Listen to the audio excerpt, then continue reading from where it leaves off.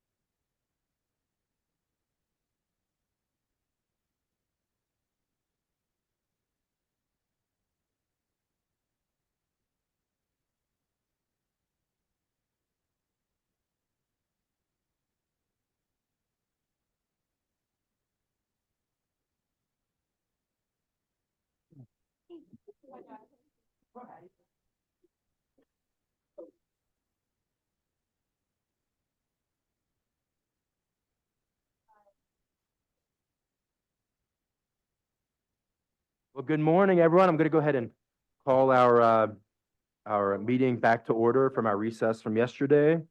Congratulations, we're on our last day of renewals, and then we just have our regular meeting on Friday.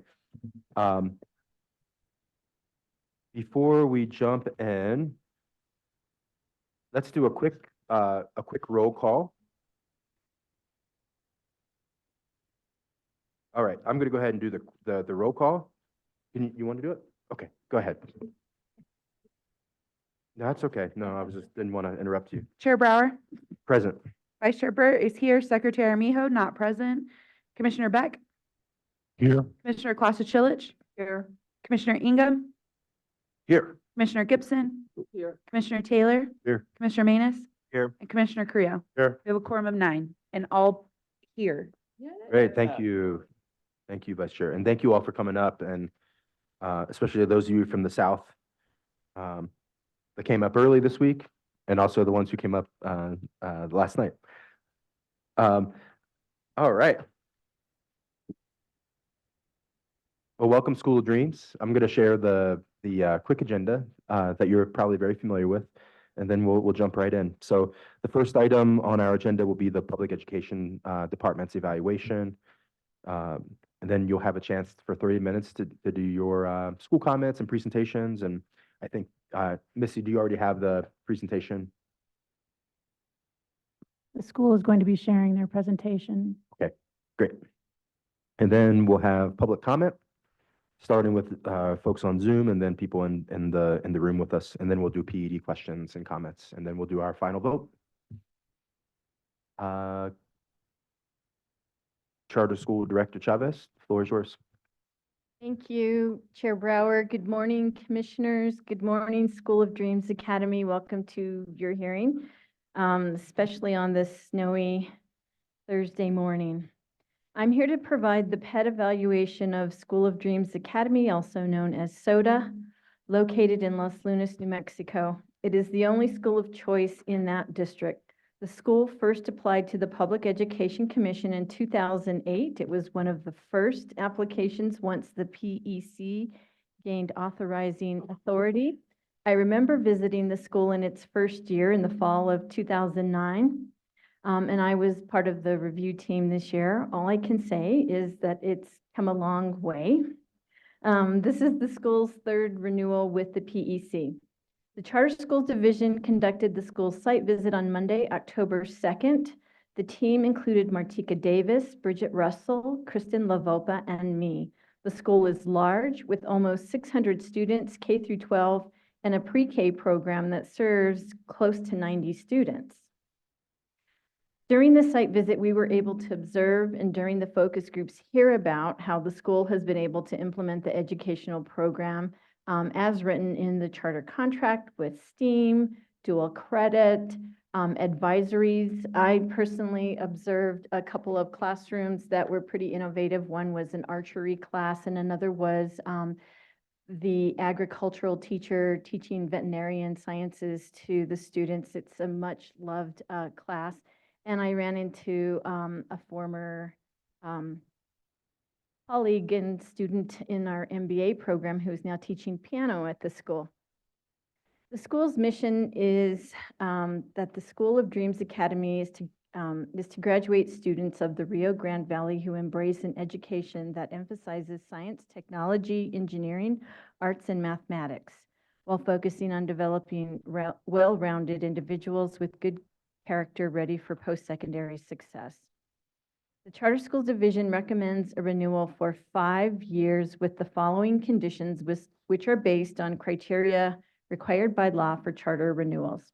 Condition number 1, due to repeat audit findings, largely due to the actions on the part of the school's foundation, the School of Dreams failed to meet generally accepted standards of fiscal management. Therefore, school leadership and the governing board will correct all items on the financial corrective action plan and report to the PEC by June 30th, 2024.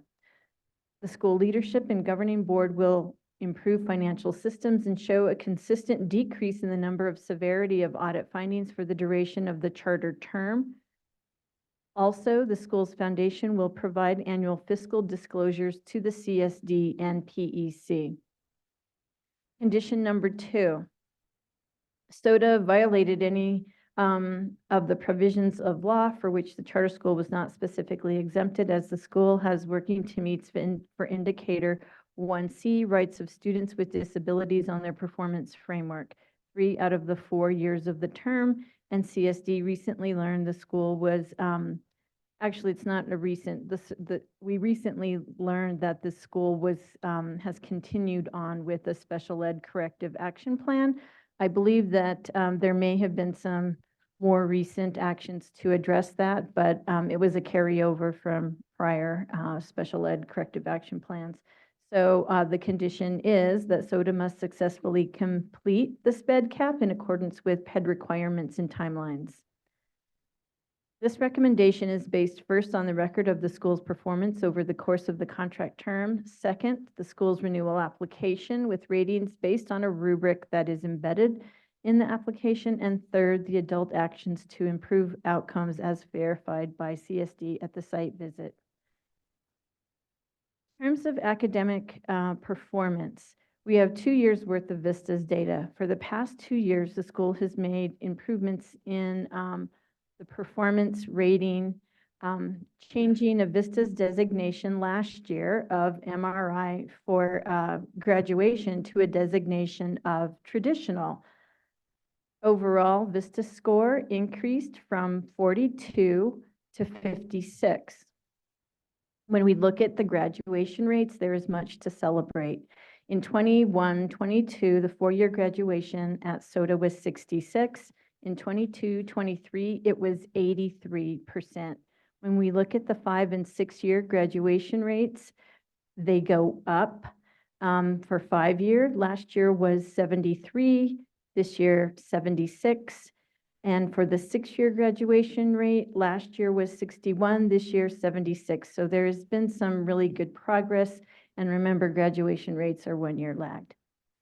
With graduation growth for the 4-, 5-, and 6-year rates increasing, we asked, because the school had just found out that the graduation rates had increased. And so while on the site visit, we asked the school, what do you accredit this to? And the school talked about a student information system that provides better tracking opportunities for school staff and being more on top of it. I know that Mr. Ogas will speak more about this. On the VISTA's website, growth indicates some uneven progress amongst subgroups, but some impressive growth with the SPED population. And please note, this is a school that has a much higher SPED population than the state and district. With Part A, you will note that the SPED percentage was close to 40. I think that fluctuates with each reporting period. So it may be slightly lower, but in Part A, that's what we had. I'm going to summarize the proficiencies for the school. In 22-23, the school's proficiency rates for ELA, math, and science were 27%, 12%, and 23% respectively. These are below state and district rates. The school had a negative growth in both ELA and math with -1% and -6% respectively. So you see, overall, there's been some uneven progress, but the school moved out of an improvement school status to a traditional status, so we rated the school as making substantial improvement. In terms of performance on mission goals, the school has earned a demonstrate substantial progress as well, with additional information provided during the site visit to show goal accomplishment. Over the course of the 4 years, the school does not show a sea of green in the performance framework snapshot, page 6 on the final recommendation. If you want to have an explanation for any of the indicators that did not meet standard over the charter term or that are working to meet, page 18 of Part A provides those explanations. The school earned a demonstrating for governance responsibilities and other performance indicators as recent adult behaviors have reflected actions to address concerns. In terms of the financial compliance, the school has earned a failing to demonstrate progress rating. My understanding is most of the financial audit findings have stemmed from actions from the foundation. Recently, commissioners, the school has hired, or the foundation has hired, an accountant who works with non-school entities, as the accounting is different than school accounting. And so this accountant is working proactively to help the foundation. And we anticipate that audit findings stemming from the foundation's financing will be cleaner moving forward. Because this is crucial to the school's clean record, we wrote the condition for the foundation to report to the PEC. SOTA is a school that students and families across generations spoke very highly of. They love their school. The school is in a series of portable buildings that I know the school is working really hard to replace as a permanent facility, and I think they deserve a better facility. I know that Mr. Ogas and the team have worked really hard to progress that forward. I think it's really important, therefore, that even if the school has conditions, the school should get a 5-year, not a 3-year renewal, as that gives opportunity and sends a message of the school's continuance in the community. Thank you. Thank you, Director Chavez. Mr. Ogas and SOTA team, you now have 30 minutes to provide your comments and presentation. Thank you, Chair Brower and Commissioners. I would just like to briefly introduce the people that are here with us physically from the School of Dreams Academy. I have President of our Governing Council, Mr. David Watling, Ms. Shannon Watling, who runs our CTE and FFA program, Mrs. Teresa Ogas, who is a founder as well as our pre-K coordinator, Mrs. Yolanda McKinley, she's Vice President of our Governing Council, Mr. Justin Soliday, he is our Assistant Principal in charge of operations, and Kim Johnson does a lot of our statistics. We also have we have the Be Heal group online, as well as, I believe, Bill Davis, who's been one of our developing partners, and Rick Martinez behind me here has been working with us for a number of years in terms of our development as well. If I missed anybody, I'm sorry, but I only got 30 minutes. I need to move it. So thank you for the opportunity to be here. We very much appreciate coming before the commission to let you know about our school. So basically, our school exists because of a dream that Mr. Lefty Otero had. Lefty is my father-in-law. He basically instilled in us the need to have a public school option within our community. He passed in 2015, and we're basically continuing to build out on his legacy, as well as my mother-in-law, Edna Otero. As as Director Chavez mentioned, we were chartered in 2008, opened the doors in 2009. We were in a strip mall for about 7 years. Then the Village of Los Lunas helped us to get onto a 20-acre site that we have promised to develop out, and I'll talk more about where we are with that, and it's some very promising information. We're very, very close. I have a great administrative team and governing council. And this is what our site looks like from the air. We have 34 portables sitting on the northeast corner quadrant of a 20-acre site. And just recently, not even a year ago, the Village of Los Lunas has given us control of the entire 20-acre site. And I'll tell you more about that in a minute, about what our plans are for that.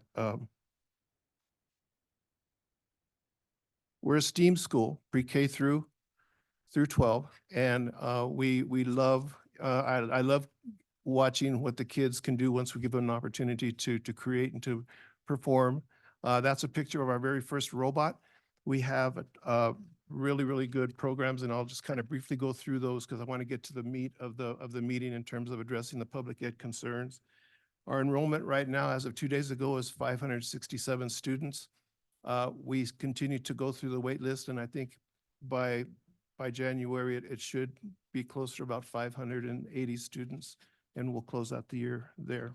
Pretty evenly distributed across grade levels. Our demographics are telling. We're 100% free and reduced lunch, about 50-50 when it comes to male and female, 66% Hispanic roughly, moving on down, 13.2% English language learners, and as of 2 days ago, 32.3% students with disabilities that have IEPs. We've been accredited through Cognia, which used to be Advanced Ed, which used to be North Central since 2012. And we've continued that accreditation. We made that promise to the Public Ed Commission, I think a couple of renewals ago, that we would continue that. They run on a continuous improvement model, and our current accreditation is through June of 2027.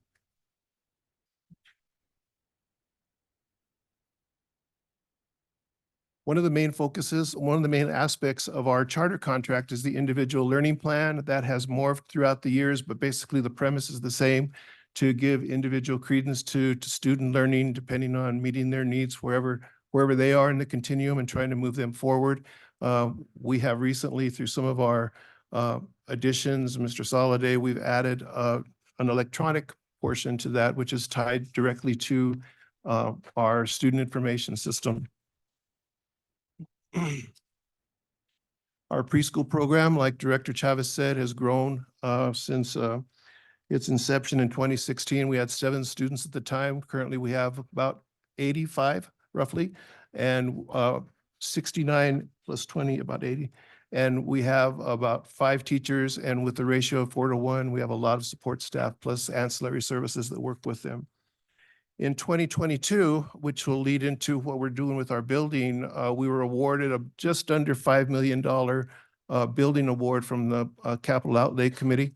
We have held on to that because we knew that we had plans to build a bigger building, and you can't have 2 awards going on at the same time. So I'll talk more about how that fits into our new building plan in just a little bit. We had, from the beginning, been involved in extending our time, our day. So we were involved in K5 when it was K5. We were also involved in the ELTP program, which basically we continue that concept today in our monthly STEAM days. But we did take advantage of those opportunities from day one. We're also a dual language program from kindergarten through 8th grade, and we meet the needs and work with students who qualify for English language support all the way through 12th grade. We're working this year to try to see if we can't get qualify for the bilingual seal on our diploma for kids that qualify for that. We've been in early college high school since 2015. We've been established and codified through the College and Career Readiness Bureau. Since then, we've graduated 23 students with associate's degrees over the course of that time.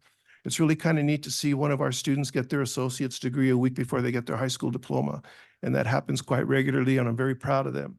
and they take college courses, mostly through UNM Valencia, some courses through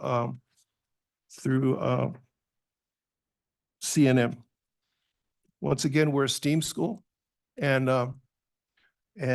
so, you know, we concentrate on offering opportunities in science, technology, engineering, the arts. We're heavy on the arts, and we've got some really cool programs with that. We celebrate, you know, a lot of our children, a lot of our students. We put them out there into situations, and they thrive. So this is a young man who a couple of years ago went on, was appointed, got an appointment to West Point.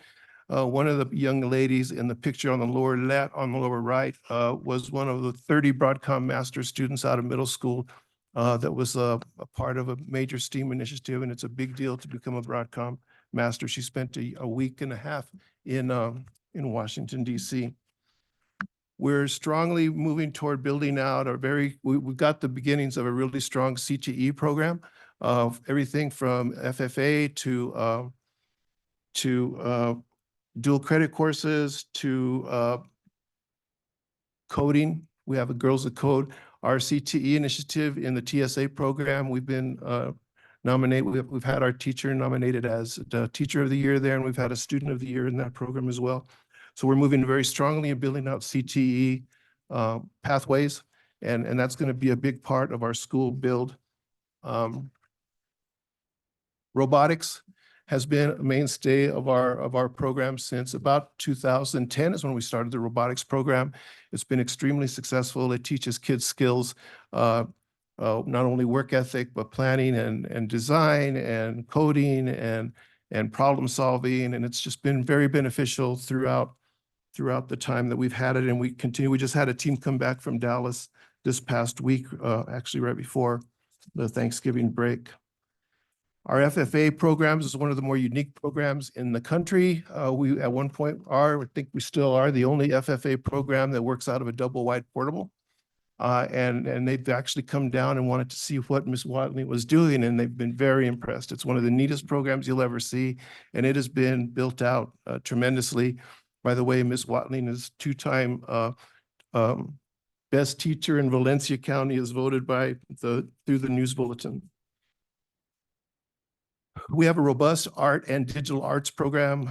We have adopted with the We Make Movies filmmaking program a few years ago, using iPhone technology to teach kids the art of filmmaking, editing, film design. That takes also a lot of planning and working collaboratively. Our music program is strong. We are in the process of building out a band, and one day we'll maybe even have a marching band, but we do collaborate with Los Lunas schools. A lot of our students are allowed to participate in the marching band with Los Lunas High School. Our guitar program has been stellar over the years. We have had many all-state guitarists, and up until this year, it was taught by two-time Emmy Award winner Jeff Jolly, who's a longtime friend, has been a longtime educator in Valencia County. He retired, but we're trying to coax him back. We'll see how that goes. Graduation during the pandemic was interesting. We throw that picture in there because we had a really cool parking lot graduation the first year of the pandemic. It was kind of neat. You know how kids walk in to a graduation ceremony? These kids drove in, you know, and it was really kind of nice. Anyway, we do a lot of neat things during graduation and give out awards and stuff like that. We were very active in the community during COVID. We set up 5 areas throughout the valley where we would serve 2 meals a day, and we had vans and buses and everything going out to different areas of the community. We served thousands of meals during the pretty much year and a half that we had the COVID lockdown. We're building out our Equity Council. You know, we're at the beginnings of it. We are working with Dr. Everett Hill to kind of solidify that initiative, and he's going to be coming out now in the spring again, because we've had some turnover in staff, and our Equity Council is still alive, but we need a little bit more push in that area, but we're very much wanting it to become something very robust. Technology, before the pandemic, we had received an award from the legislature, and basically were able to turn our school into a Google school. And which basically, when the pandemic hit, we were able to go virtual overnight. And all we needed to do was buy 80 Zoom licenses, teach teachers how to use it, and we were up and running long before a lot of the other schools were, and I'm very proud of that aspect. During that time, we also became part of the New Mexico Virtual Consortium. We were one of the lead schools to help with hybrid online learning during that time. And through that, we had representation on the Virtual Leaders Learning Alliance, which consisted of about 20 states from around the country. We've done a significant amount of work upgrading our technology areas, particularly our student information system. Mr. Soliday, Mr. Howard have done a lot to digitize and to bring all of our special education and student information and graduation plans and individual learning plans. And we can really look at all of our stuff real time now, including attendance. And I know that's been an issue, and I'm going to show you how we're doing that. So addressing the PEC concerns that came in the letter is what I want to do next. I'm going to go through it concern by concern. So it was noted that we could improve our STEAM offerings at the elementary level. So what we've done in that is, one thing we did, we figured out that we needed to track it better. And so that we could show on paper how the kids were doing and what they were doing. So we went to a standards-based report card system. We put every standard for every class, particularly the science, math, and reading class. And so all the kids are graded there, so we'll know how they're doing in those areas. We also, the elementary students have always participated in our monthly STEAM initiative. We're going to continue that. We adopted the National Geographic Reading Program so that they not only learn how to read, but they get science instruction as well. We have initiated two positions in the last couple of years. We offer elementary dance two times a week to every student, and we offer elementary music. We brought in a music teacher, and she teaches music. She's full-time with us. We've also hired a full-time K-12 STEM coordinator and an elementary science liaison to help supplement instruction with the teachers for science and math instruction. Under academic proficiencies, we are working hard to address the discrepancies between our academic proficiency rates and the graduation rates. Anyway, we have moved more toward being able to identify data. Some of the work that has been done within our student information system now brings in all testing data by students, so we can look up things like SAT testing, MLSS, MASA testing, and iStation and everything on our information system, as well as attendance and that kind of thing. So we're going pretty much. Our initiative is much more data-driven and much more systemic and much more purposed than it has ever been in the past. So we're moving in that direction. We also implemented Read 180 and Math 180 at the secondary level. And that's something that students, it's for extra reading and math help. We have weekly PLC meetings to discuss data and to discuss how we're going to implement strategies to improve instruction in math, reading, and science. We have implemented a notion of interactive notebooks for all kids, all levels, all grades, all classes.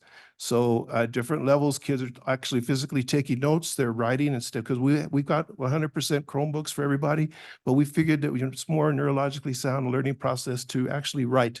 So they're all taking interactive notebooks and they're working on them in different ways for different classes. And we've trained the teachers in those areas. And we're also focusing on the proper use of academic language at all the different levels of instruction. Okay, school-specific goals.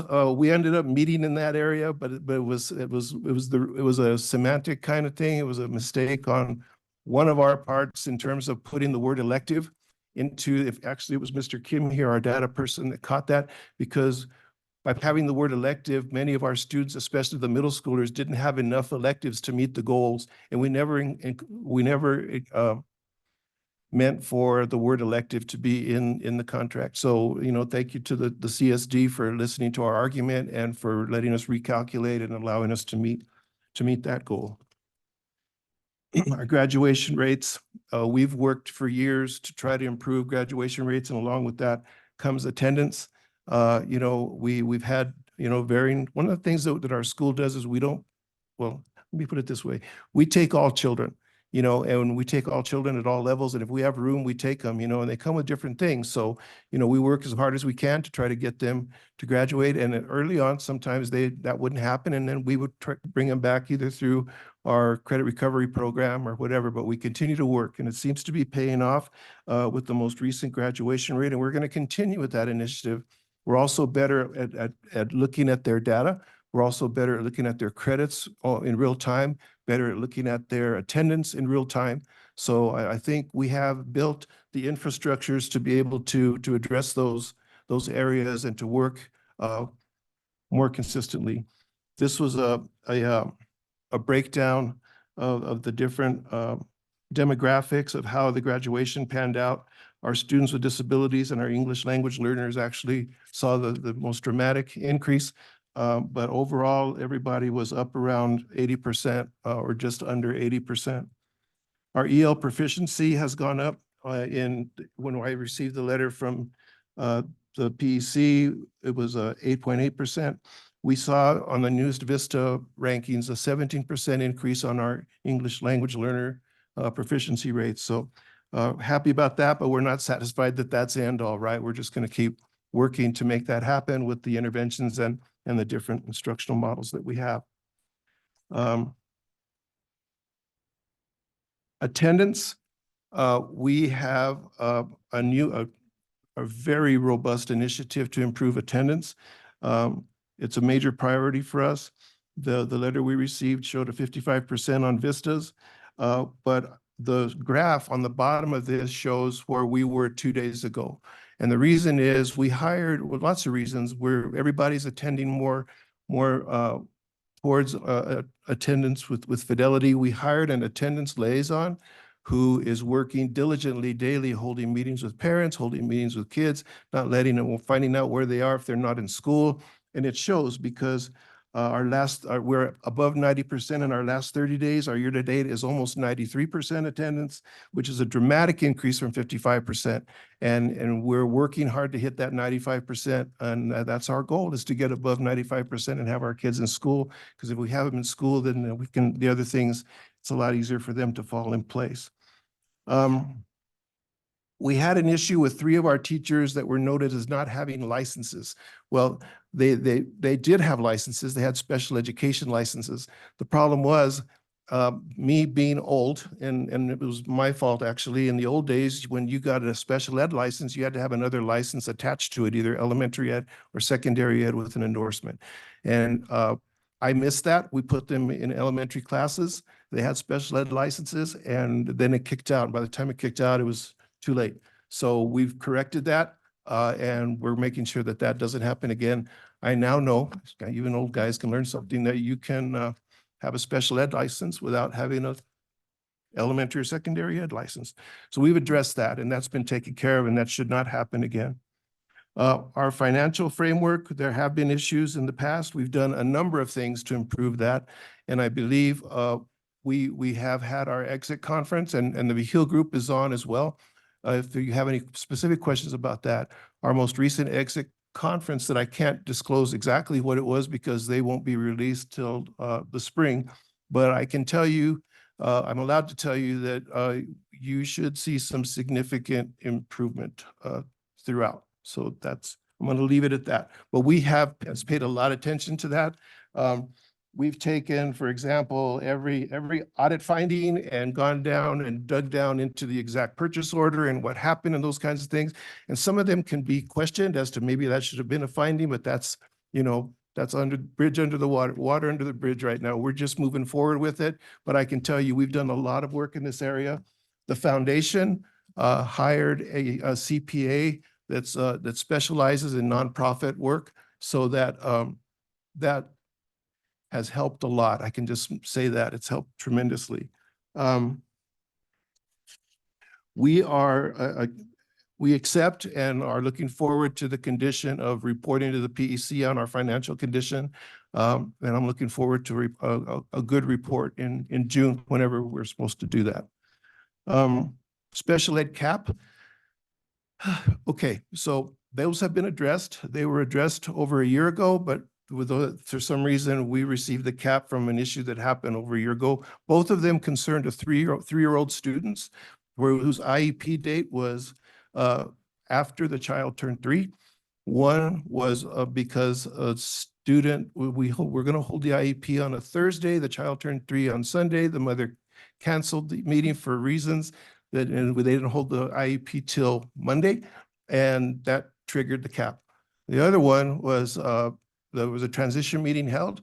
IEP was getting ready to be scheduled. The child had to go to Denver to have heart surgery, literally.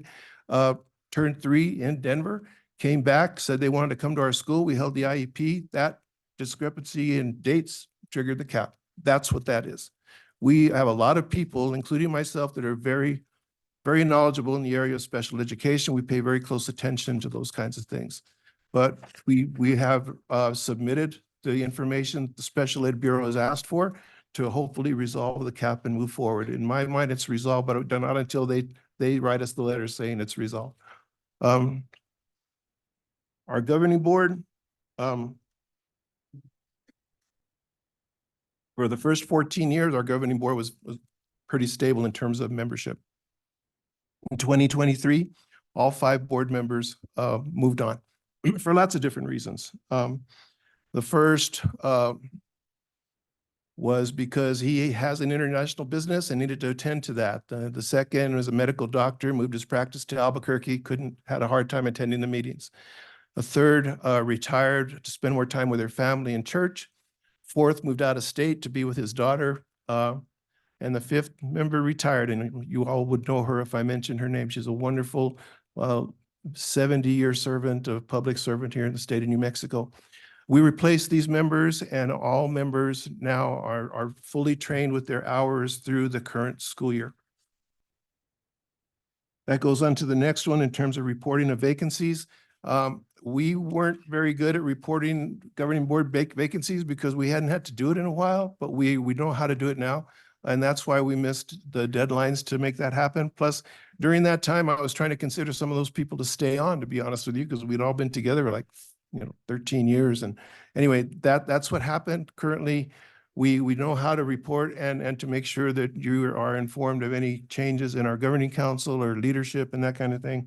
And like I guess said again, all of our people have met their training hours. The financial framework and the audits, we have, like I said, gone through everything. We worked diligently, I believe, with the help of the Vigil Group and Mr. Jennings. We've addressed many of the systemic concerns that may have added to the reasons that we had the audit findings. And I feel comfortable moving forward that many of those issues are going to be significantly resolved from here on out. Same thing with the foundation finances. Basically, the question came up is, why does the foundation have so much debt? Well, the foundation was created to hold the debt for the school, like most do. The foundation helped fund the move from the riverfront property where we were to the current property right next to the rail runner. And all of that had a lot of infrastructure to do, the internet and all that stuff, as well as moving the portables in to get us started. We needed to do that because we needed to build capacity to be able to actually build on that. And that's what we've done over the last several years. We've gone from, 360 students when we moved out to now almost 600. And that has helped us build capacity, and it looks good for, the finance people that are actually helping us. The work that we're doing, and Mr. Martinez can help answer that if we need to, is significant in terms of what we're doing to move forward to try to build a building, meet the match with the PSCOC, and realize something that our community and our families and kids desperately need. We need a new facility. If you've walked through our campus, we do a lot of great things. Programmatically, the campus itself is old, and it's old. Sometimes we spend a lot of time replacing heating and cooling. Other interests that you had, you wanted to see what we're doing in terms of moving forward. We're going to continue with our STEAM model. We're going to continue with our early college program, building out our CTE program. All of the things that we're doing well, we're going to continue those kinds of things. One thing that we're going to ask during the new contract is to see, since we did so much work for the state in terms of either hybrid, virtual types of education, we'd like to see if it's possible for us to become a regional virtual hybrid option for those families who may need something like that. And when we do the CTE programs and the early college things and the other things that we offer, I think we would be a good fit for many families, especially within the metro area from Socorro County to Bernalillo County to Sandoval, where students could still come in for meetings, they could still come in for testing, they could still come in for any kind of specialized services that they might need, whether it's ELL or IEP or whatever. And we feel that we not only have the expertise to do it, we could do it very well for you, actually. Our grant funding, we did submit a detailed listing of all the grants we've had over the last 5 years and how we've utilized the funds. If there's any specific questions you have in that, we utilize the funds very close to what the grants say. We try not to put too many reoccurring expenditures, knowing that if the grants leave us, then,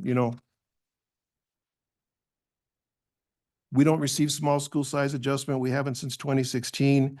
And we were very cognizant when we got the ESSER monies to try not to put reoccurring dollars into those. We use them for things like air filtration and heating and cooling and, that kind of stuff. We are aware, like I've said before, of the discrepancy between the graduation rates and the proficiency rates. And we're working very hard to try to find out what the root causes are for that. And there's many.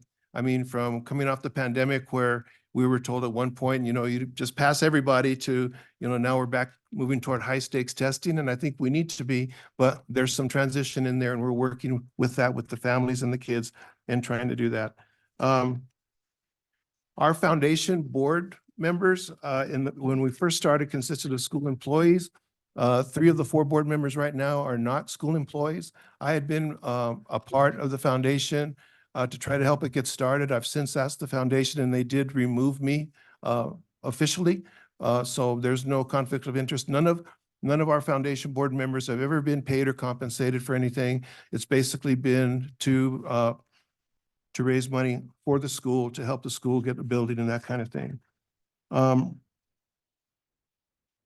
With respect to the building, we have positioned ourselves very well to do that. The PSFA has ranked us #1 in terms of in need of facility.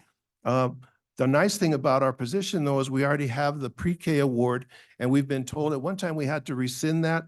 Our most recent meeting with them is we're going to be able to move that over into a conversion kind of application and allow us to ask for the entire school, including the pre-K. And we're going to do that right after the session. And we've been working with Mr. Martinez behind me, Mr. Davis, and some funders to make sure that we have the match money available to be able to make that happen.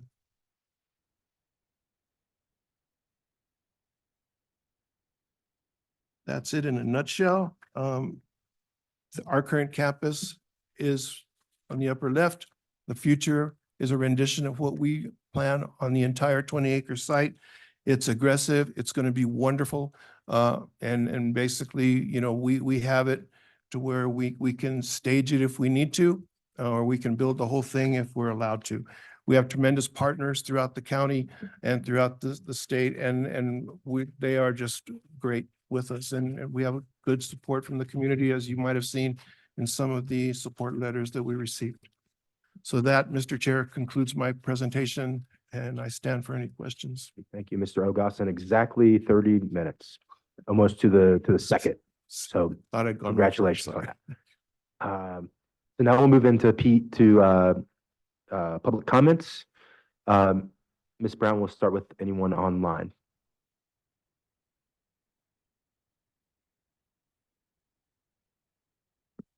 And if there's anybody online who would like to make public comment, oh, there we go. We have Mr. William Davis. Mr. Davis, if you don't mind just stating your name and then spelling your name, and then you can proceed with your comments. Yes, good morning, commissioners. My name is William Davis. I'm a retired architect here in Albuquerque. I apologize for not being there in person this morning.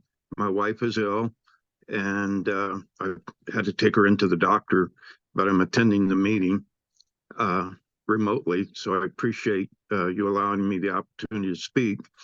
I've been working with and on behalf of the School of Dreams since the occupancy of its first physical building.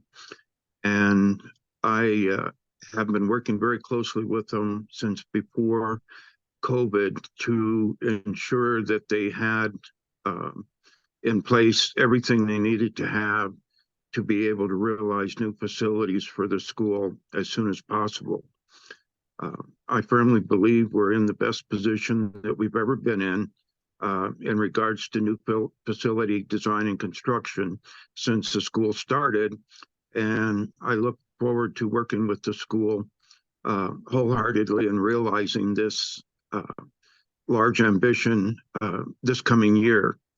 I can honestly tell you that I don't know of any harder working administration and staff than the people that I know at the School of Dreams Academy in Los Lunas. I've worked with a number of charter schools, both in New Mexico and out of the state, over the last 20 years to realize facilities. And I have to say that the School of Dreams is the hardest working group of people that I've had the fortune of working with to realize new facility for the students. I've spent the majority of my career working with educational institutions on new facilities around the world. I spent 10 years overseas developing new facilities in third world countries. And I can tell you that new facilities have a major impact on the way that students attain graduation, a way they approach their educational responsibilities. New school facilities and decent school facilities have a huge impact on the outcome of the school. And I fully believe that in the near future, when we have a chance to convert our application with the PSCOC, that they will look upon the school most favorably in the granting of new school construction. We've also involved other entities to assist us with various elements of the new school construction. And I look forward to working with the school for many years to make sure that this is a reality and that the students have a great place to learn. And I appreciate you allowing me the opportunity to speak this morning. Thank you, Mr. Davis. And I wish your family wellness and health for sure. Thank you very much. Anyone else online? Is there anyone else online that would like to speak? Feel free to raise your digital hand if you'd like.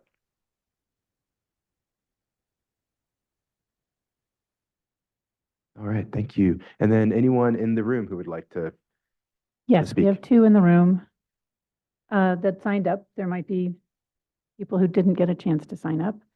Mr. Kim Johnson.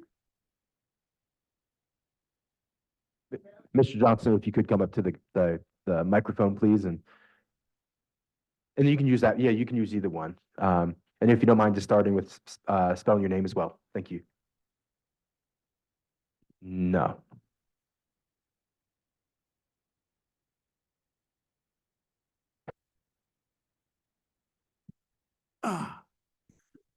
All right, Mr. Chairman and members of the commission. I've been working with School of Dreams since 2015, I believe. If you don't mind spelling, sharing your name and then spelling it for our court report. Oh, I'm Thank you. Kim Johnson. And I have been analyzing data for SOTA since 2015, a long time, 8 years now. And I have done the same thing for many other schools and a couple of districts. And I just want to say that this is one of the most aggressive, hardworking group of people that I've ever seen. And they pay attention to the data when you show it to them. And you'd be surprised how many schools don't pay attention to the data. And so, my intent is to help them with the data, understand exactly what it means in terms of trending and stuff like that. But my wholehearted recommendation for soda. And that's probably enough, I bet. Thank you. Appreciate it. Next, we have Wayne Sherwood. Okay, good morning. Good morning, Commissioners. Commissioner, my name is Wayne Sherwood, W-A-Y-N-E, S-H-E-R-W-O-O-D, and I am speaking on behalf of SOTA, not as Public Charter Schools of New Mexico. I actually was a teacher at SOTA, and this was my first experience in charter schools when I started with School of Dreams Academy. I had been a regular public school teacher in many schools throughout the state and out of the state, and it was very eye-opening to me. Because first of all, we were in this strip mall right by this highway. Now we were by the river, which was nice. But it was, here we had all these kids coming to school in these, I don't know, storefront office buildings, and the kids wanted to come to school. And that's what impressed me the most. First, the teachers were so dedicated. They were dedicated to the program. We had robotics, we had dance. There were so many programs that SOTA offered these kids, and it was bringing these kids from the community that typically would not be attending school at all, but were coming to school at SOTA and graduating. And what was impressive to me is here it is 3 years later, and I'm watching a newscast or something, and there's one of my former students at SOTA for UNM Valencia campus doing a commercial. So these were the type of students who probably wouldn't even attend school anymore, but they were attending school, going to college, and graduating from college. So some of the first things that I learned there is, Mr. Ogas asked me, he goes, well, have you ever done a dual credit class? I'm like, no. He goes, well, you want to? I'm like, okay, sure. So we did a dual credit math class with the students. And it was just really interesting to work with a professor from the UNM campus, the Valencia campus, and having the students work with them. And I worked with them every day, the students, and then the professor would come in once a week and help us. And then they were always available online. This was something new to me. SOTA was kind of a trendsetter in that way, that they were already doing a lot of what the online schools are doing now. They were already doing. This was 8 years ago when they were doing this. So I really appreciate what Mike and everybody else has done for SOTA in the Los Lunas, Belen area. I have a lot of family from that area, and they respect this school.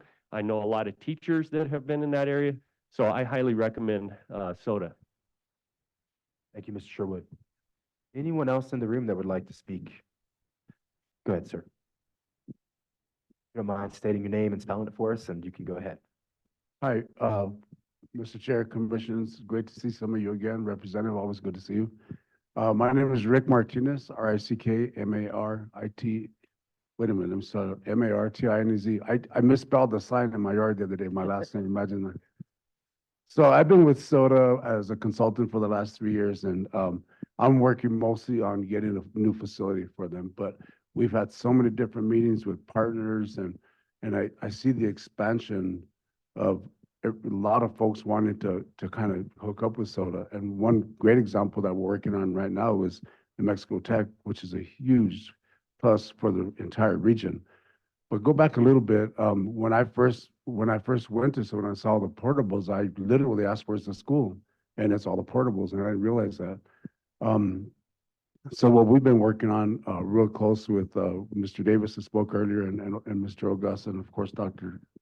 Kim Johnson and a few others, is really getting the school elevated to a point where we could have the conversations with a lot of federal partners, with state partners, with local partners.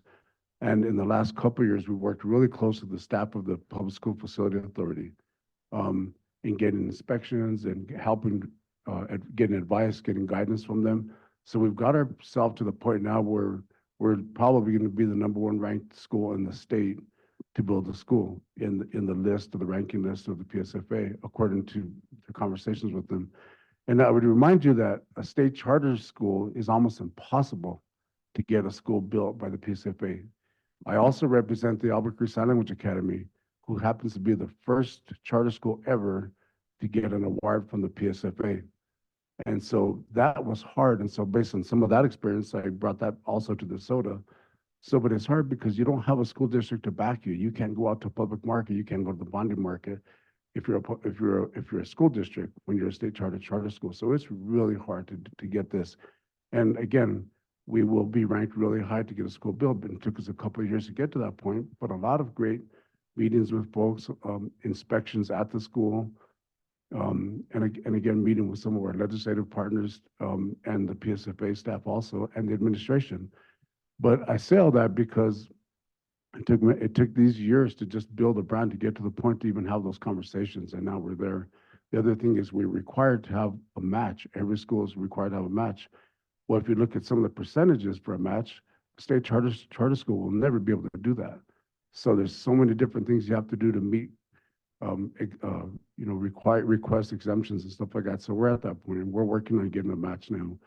But I wanted to say all that because if you looked at that last slide that Mr. Ogas presented, you see the rendering of what we're looking at. So we're talking about building a beautiful 20-acre campus with trade school classes, and some of the partners of the trade school, Mr. Ogas can mention later, but there's all these partners that want to be part of this school. And if you think about it, in that region, trades in that region is really important.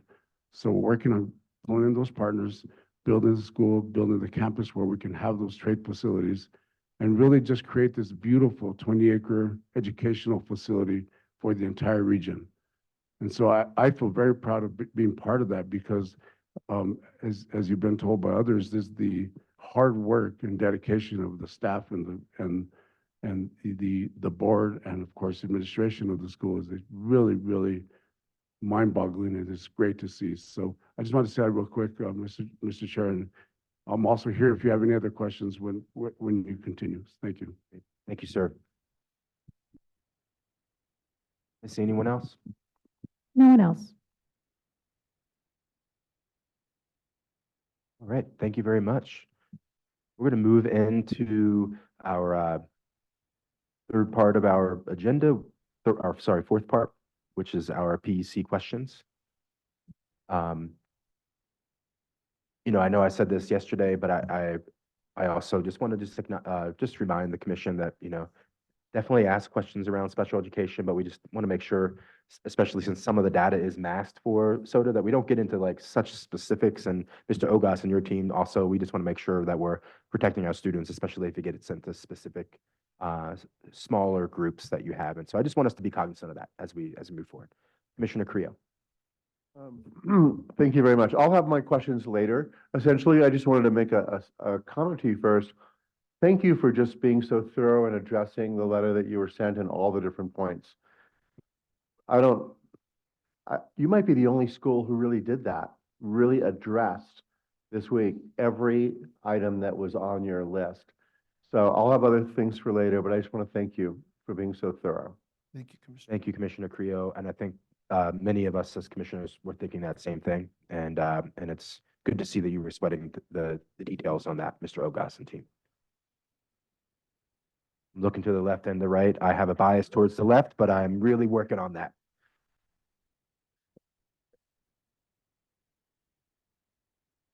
Commissioner Beck. Good morning. Did you guys come up this morning? Yes, sir. Ooh, I bet you that was pretty hard, huh? Not till we hit the Santa Fe Yeah. proper. Yeah, well, Was thank fun. you for the coming so early and coming through that. We appreciate that. And thank you for the presentation. Being the first year, it's a learning curve to learn about the schools, and you did an excellent job of showing me all the different components of your school, which is pretty impressive in terms of all the different activities and, like Future Farmers, all the things that the kids can do. As I was a teacher for 13 years at Sandia High School and a coach. And so I know what kids like to be in school for, and it's a lot of times not, reading, writing, and arithmetic. It's the other functions. So that's a great thing. I do have a few questions that I'd like to ask you in terms of some of your dealing with the academic side. You alluded to you do PLCs twice a week. Was that what I heard?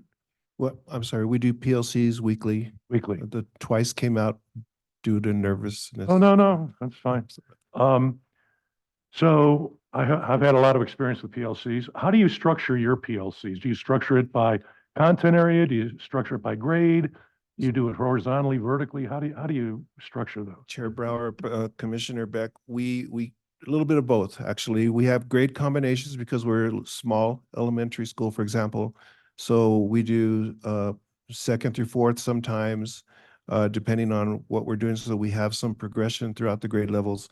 And then at the secondary level, we do content areas, as well as now that we've been moving into CTE areas for a number of years now, but we do have different groups coming together who offer CTE offerings, for example. So it's a combination of both. And how long do they meet in the weekly meetings? Chair Brower, Commissioner Beck, usually about 40 minutes, 45 minutes is what we get. One of the things we're going to look at when we renegotiate the contract is our instructional day. Because I did emphasize that we were part of K5 Plus and ELTP, and before it was mandated to extend your day, we had already extended our day. And so when the mandate came to extend the day, we had to extend it more, and that created a lot of problems. Okay. We've lost some staff over it, actually. Yeah. Which you led me into my next question, actually. I saw last year your teacher retention rate was 60%, which means almost 1 out of every 2 teachers left, obviously 40%. So that would indicate to me that you probably have, and correct me if I'm wrong, a fair amount of relatively new teachers, younger teachers, new teachers. Would I be anywhere correct on that? Chair Brower, Commissioner Beck, we do have a number of new teachers. We've also been utilizing a group that brings teachers in from like the Philippines and stuff like that, which has been very beneficial. We have had some movement, and I think part of it is like Mr. Sherwood alluded to earlier, when we hire somebody and they're not quite sure what a charter school is, sometimes it's a fit, sometimes it's not a fit, and I've been doing this for a long time, and I don't worry too much about that because I know the kind of people that we need, and the model continues to move forward. Great. Do you have any kind of teacher mentorship program where the more experienced teachers kind of take the younger ones under their wing and, do that? Yes, sir. Chair Brower, Commissioner Beck, yes, we do. We have a fairly well identified teacher mentoring program, and the teacher mentors are assigned to the mentees at the beginning of the year, and they meet throughout the year. They do observations and give them, because as a teacher, I always remember that a younger teacher, of course, younger, when I started, I was 52. But I always appreciate, having the administration look at you in a walkthrough is one thing. You tend to dress up for that a little bit, but having the other teachers in there are really helped me, because I felt that they were there to really help me, not to kind of evaluate me, but to really help me and do that. So Chair Brower, Commissioner Beck, we do have that. It's almost natural because we're so small. Right. There's a lot of opportunity even during the class time and during the day to collaborate and to bounce ideas off of each other. We also were involved in Shannon, what was the name of that? May I ask Ms. Watling to just kind of address a little bit about what they went through in terms of the observations that came from the state? Good morning, I'm Shannon Watling. So we have just in the past 3 years really started doing the cultural and linguistic responsiveness. And during that, we realized that we needed to strengthen our mentorship program with all teachers, young and old. This is my 20th year teaching, and I've realized I'm learning a lot from the student teachers that I've had under my program. And so what we've started doing is doing a program that we walk in and we'll cover each other's classes and we help each other out, where we go in and we watch another teacher teach and see what's working. And if Right. student A is identifying with this teacher, what is that teacher doing that's going to help us, and what can we do? And we do a lot of staffing and scaffolding. We sit in a room and we talk about each student and, hey, that student's doing great for me. What can we do? And that's where we really have the individualized learning Do you portfolio. do that in the PLCs, or do you do that? We do that in our PLCs, that we do that in our staff meetings, and we do that when we meet per, each teacher has an advisory level that they're in charge of. Right. But we also have, through our CTE program, each student has a CTE advisor over them as well. And we're all adding to their individual learning portfolio. How is that student learning? How's it going? But while we're doing this, we're strengthening each other as well. So that way we're saying, hey, you do that. I noticed you did that and that works really well. I need to bring that into my classes. Right. So we're doing that. We're a small school. We eat lunch together. We hang out before school and kind of help each other out that Right. way. Awesome. That's great. And in those PLCs, you obviously analyze data, right? And you look at the interim assessments and, Yes, sir. There's a lot of data. okay. Commissioner Chair Brower, Commissioner Beck, we're actually putting that into, we created a new program that we're going to be implementing for 3rd through 8th grade now in January. It's called Crescendo. And we are going to be taking that concept of looking at data and implementing it into instruction to a whole new level. It's going to be on steroids. Good. I like the yes, sir. steroid level. Yeah. That's great. Dual credit. I noticed something, just this one little, and it's probably a little weird thing, but I noticed I love dual credit. I think it's great. And it gives kids the confidence that they can really be a college student. So I think it's wonderful. I noticed that your enrollment in it dipped a little bit over the last year. Is there any reason? Chair behind it? Brower, Commissioner Beck, we've noticed that too. So we're going to be bringing back a course that we teach to all 9th graders. Basically, it's an introductory kind of basic level dual credit class. We do it on campus. That's going to be coming back hopefully in the spring, but for sure in the fall. We noticed a dip in our enrollment. We also noticed that, we don't, as an early college high school designated, most early college high schools mandate that all of their kids, go, that's why they're there, right? That for us, it's more of a program. Like CTE is going to be a program. So we're counseling those. We've also had some turnover in our early college high school liaison. We have our newest person is there entering her 2nd year, and I think she's going to do just fine. We're going to see some increase in that. So we're talking about ways to get the word out at the younger levels to their parents so that they can see the opportunities that they have. But Great. gee, very observant. Yes, sir. I'm going to be watching that little piece of data for the Okay. next. I'm here for another 3 years, so I'll be watching that little piece of data from you. I'll make sure we see that. Okay.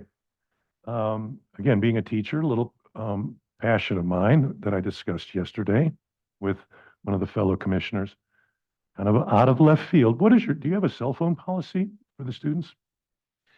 Chair Brower, Commissioner Beck, yes, we do. And it is one of the most challenging things to work through. I'm not going to lie. In fact, we have conversations daily about it. There was one time, we have a no cell phone policy. That's in our policy. To implement it and to pull it off is a little bit more challenging because we'll have parents say, I need to get a hold of my child. And when we say we have telephones in every classroom, but we haven't gotten back to that. It is a challenge. I think we do better than most, but it's still a challenge. We spend probably more time than I'd like to on it, but we do spend time on it. In my last 3 years before the pandemic, I had a shoe thing with 30 shoes and 35 shoes.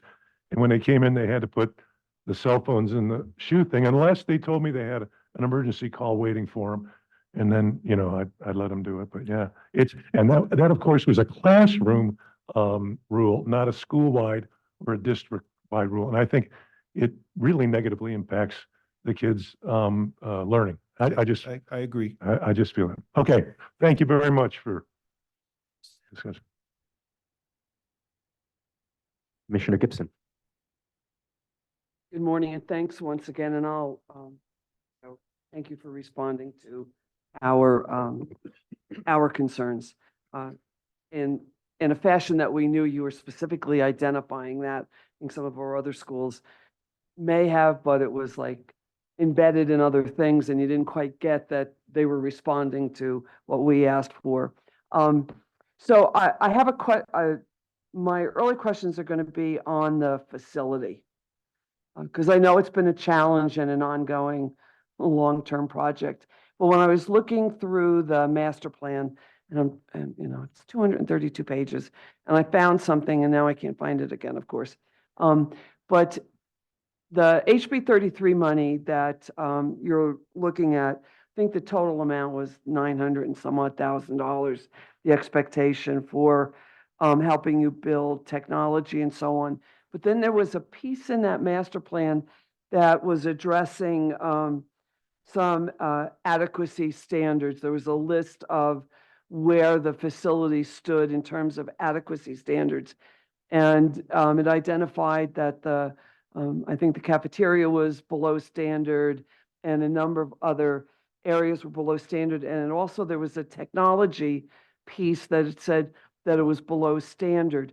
And I know you've invested a lot of money into the technology. So if you have any clue of what I'm talking about, could you address that? Because it just seems like there's a disconnect because it looks like you got substantial money.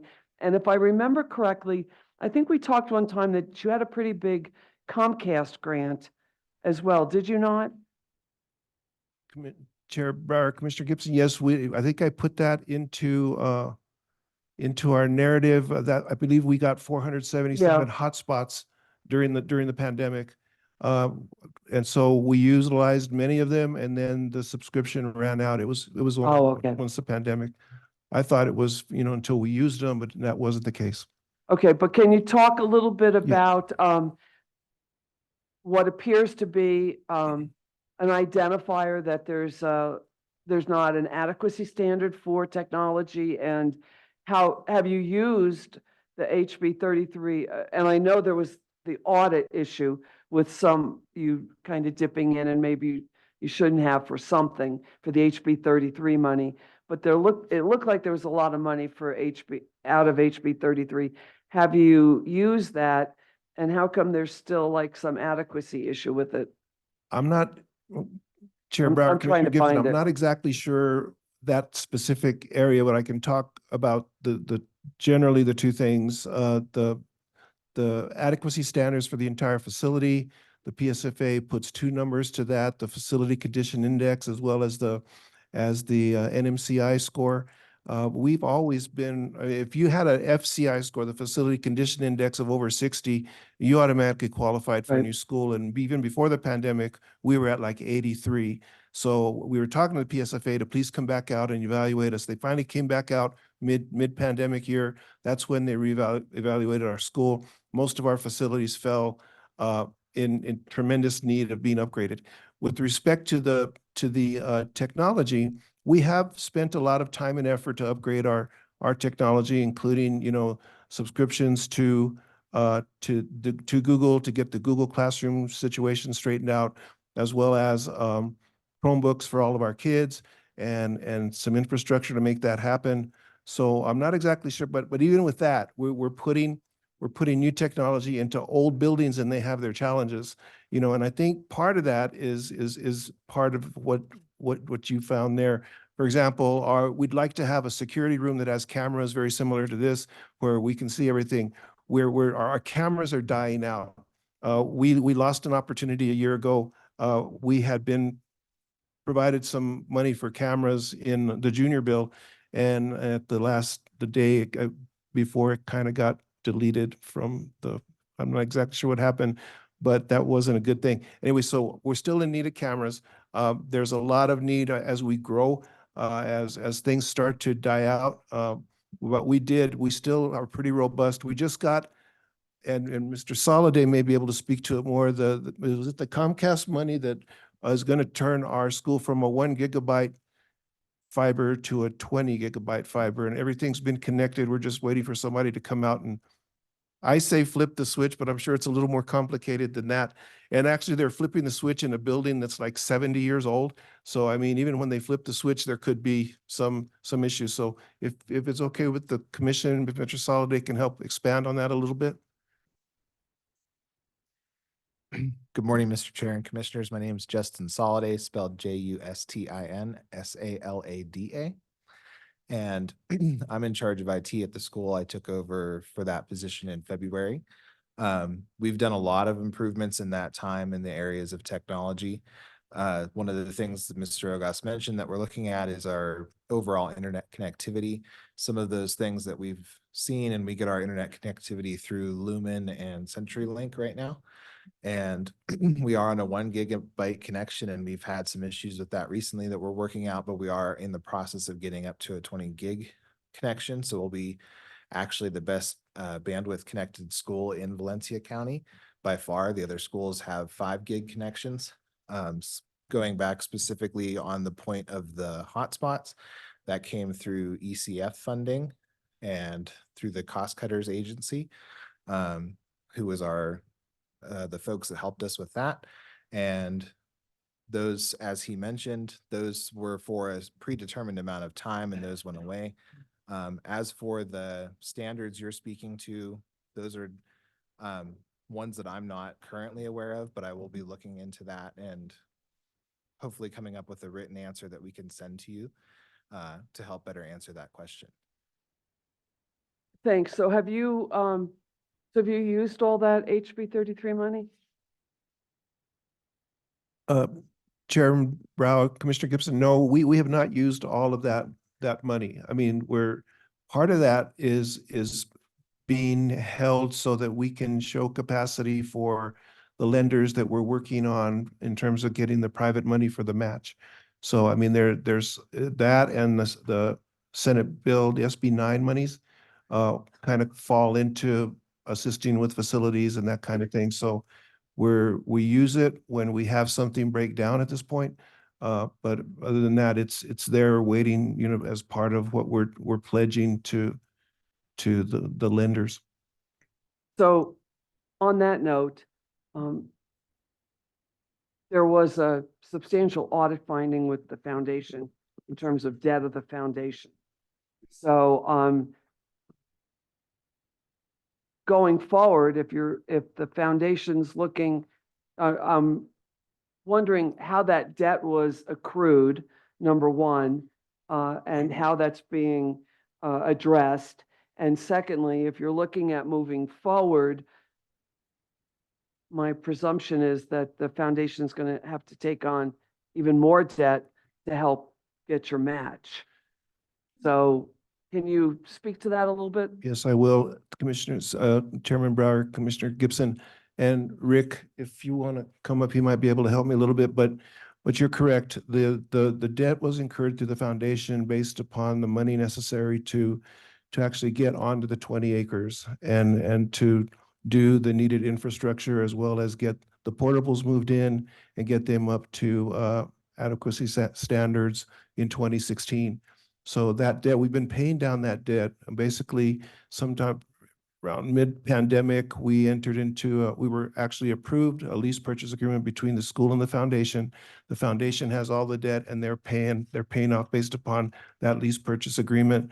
We have been working with funders, and the one particular funder we're working with now is very cognizant of the debt, and the notion is to consolidate all of the debt into one area, as well as maximize whatever debt service capabilities the school may qualify for, which should be past what the debt is, and then that would be the best that we could do with the match when we go in front of the Capital Outlay Commission.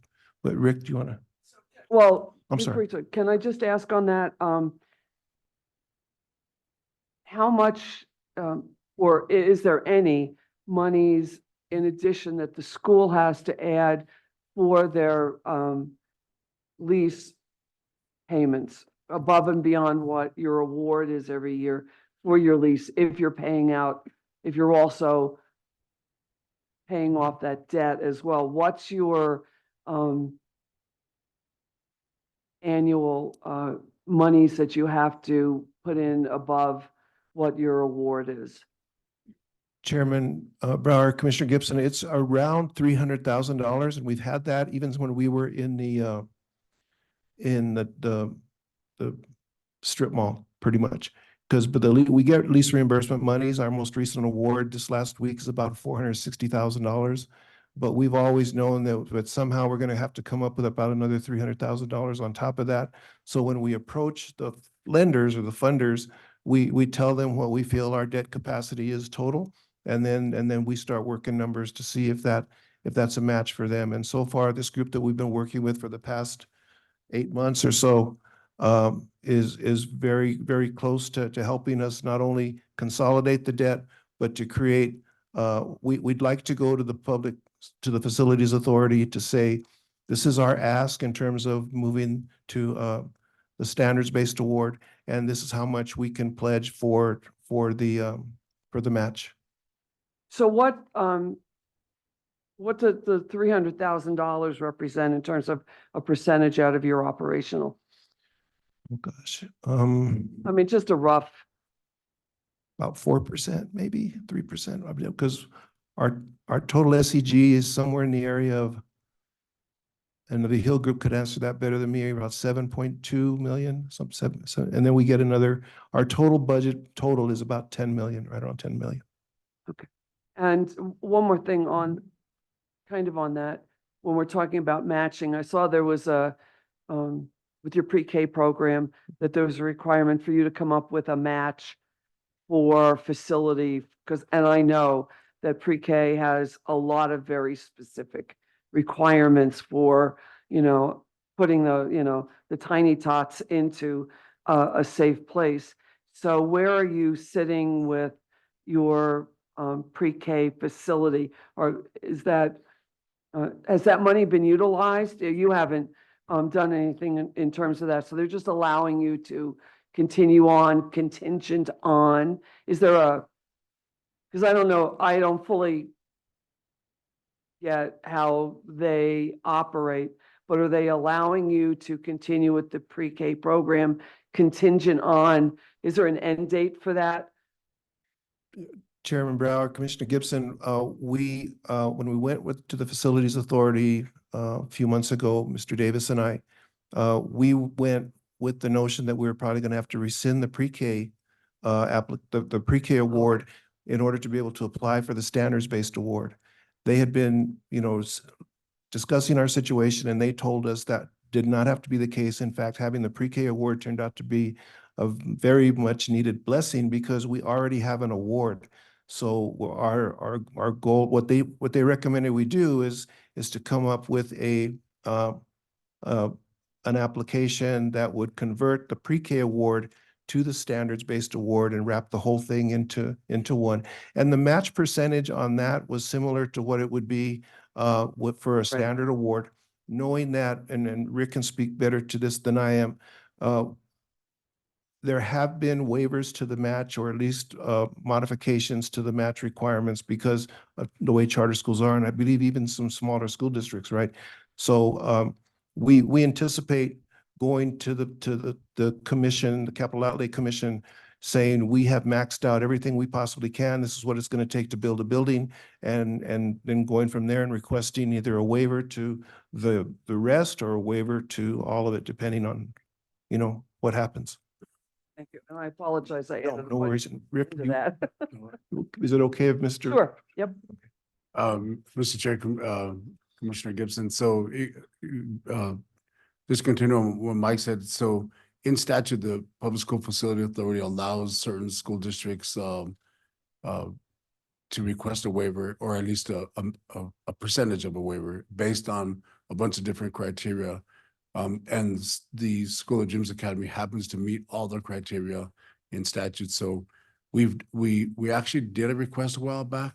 And then, in through the process that we've been doing for the last couple of years, and we got the pre-K award as you mentioned, but so we're working on that again to do the same thing. And we're probably not going to ask for a full waiver, but we're in, as Mr. Ogas mentioned, we've been working with financing groups and doing a really, really good in-depth look at all the financials and where we stand as far as consolidation on the current debt, including some dollars for a match. So that's what we'll come up with. And so we're working on that. And we're really Thanks. close, by the way. Thanks. And I did find there's an acknowledgement statement on New Mexico adequacy standards in the master plan.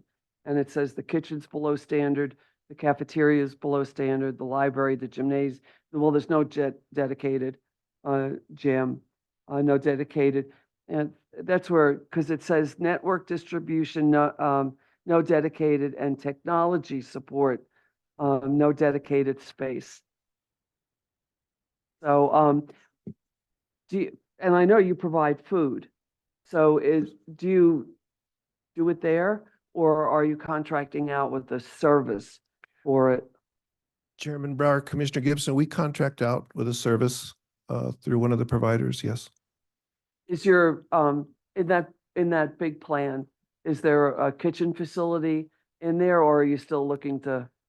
Chairman Brower, Commissioner Gibson, there is definitely a plan Okay. for a kitchen and we're gonna, what's gonna be our last shot? We're gonna do it as best we can.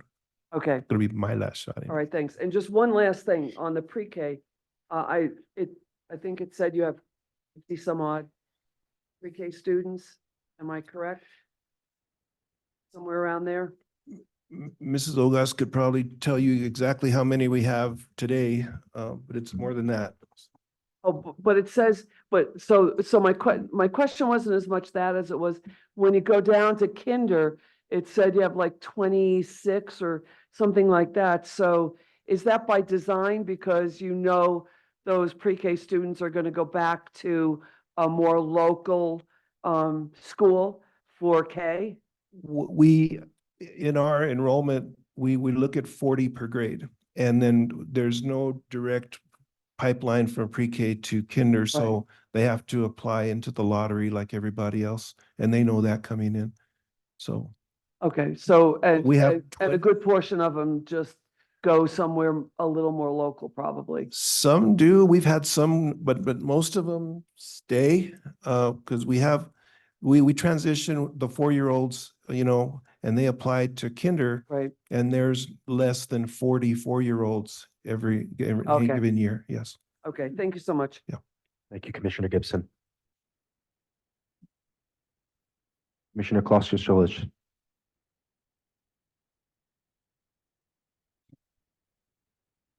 Good morning. Good morning. I'm Commissioner Claudia Schillich, and I want to commend you, first of all, on your presentation. You took a lot of questions out by using a format to address the conditions and the shortcomings in your audit. So that helped tremendously. I was just wondering, where's your Native American population of about, I think you said 5%, am I correct? Where are they coming from? Chairman Brower, Commissioner Kosich-Shilich. Sorry. Some come from Isleta, some are local. We've had some come from the Grants area. I mean, it's different. So, say like the ones from Grants, so they have probably relatives living in the area and then they're Yes. living there with them? Yeah. Okay, thank you. I was also just looking at your numbers, looking at the, not numbers, but looking at the summary of your citations or your conditions. I had a number of questions regarding your special ed, the area of special ed, but after you explained it, I understood, and I thank you for that.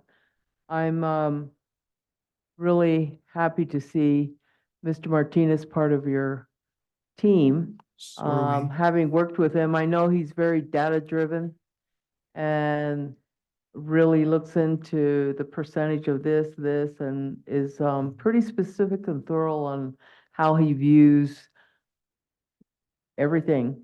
And so I know he helped me tremendously throughout my tenure as a legislator. So I, he helps me as I view your school. So thank you very much.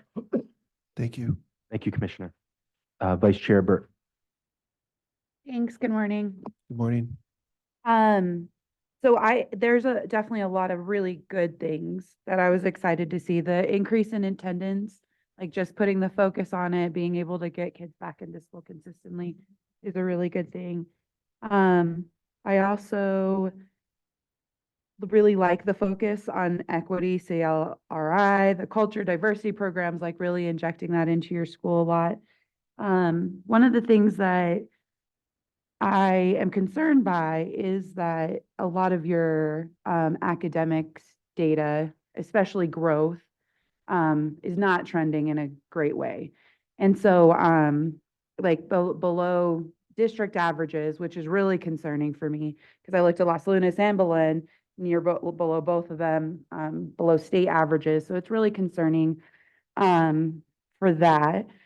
And I mean, the amount of letters that you got from the community shows the involvement and coordination with your community being really a really great thing. My concern is that it feels like a lot of folks are trusting in this school. And I'm worried that your school's not delivering on the academic portion of the education part. And so I heard a lot of I read a lot of the ways in which the school's looking to do improvement, but it does seem very cultural focused. And I just worry that kids are having to choose between coming to a school that's culturally inclusive and accepting and welcoming, but they're giving up on a better academic opportunity in order to get that. And so my questions are coming in that. My curiosity is a lot about the way in which learning is happening at the school. Because I read in there that instruction is a significant part of the day, but then I also read that like basically all the curriculum's online, and then there's online teachers and support staff in person. So I think, yeah, that's what, as I was reading, I was like, I'm very confused how this school is operating on the actual teaching and learning part of it. So can you describe a little bit more about how students are going about their day learning? I can. Thank you, Chairman Brower, Vice Chair Burt. So we're not an online school. We offer online opportunities and curriculum as an option for lots of different reasons. Our elementary school is primarily all in person. There are, they do have Chromebooks. We do iStation. We do exercises. They have technology in the room, but it is in person. Where I believe what we've seen, what we're trying to burrow down into is why there is such a discrepancy, because if you look at the end result, not just to graduation, but actually the end result of how the kids are performing in the dual credit classes, for example. So there's a definite discrepancy there between how they actually perform on our MASA test or those kinds of things. We're looking at that. We're trying to very hard. We have a new person, the person that we hired for our STEM coordinator. He's also very versed in how to address these kinds of things in terms of directing instruction using data. And he's already taken apart all of our data and put it together into a package that we're going to be rolling out. We've already started doing some training with staff. We're going to be rolling it out in January, and I'm very excited to see how that's going to work in terms of raising proficiency, particularly in math right now, and a little bit and there also he's working with the language arts teachers to do the same thing.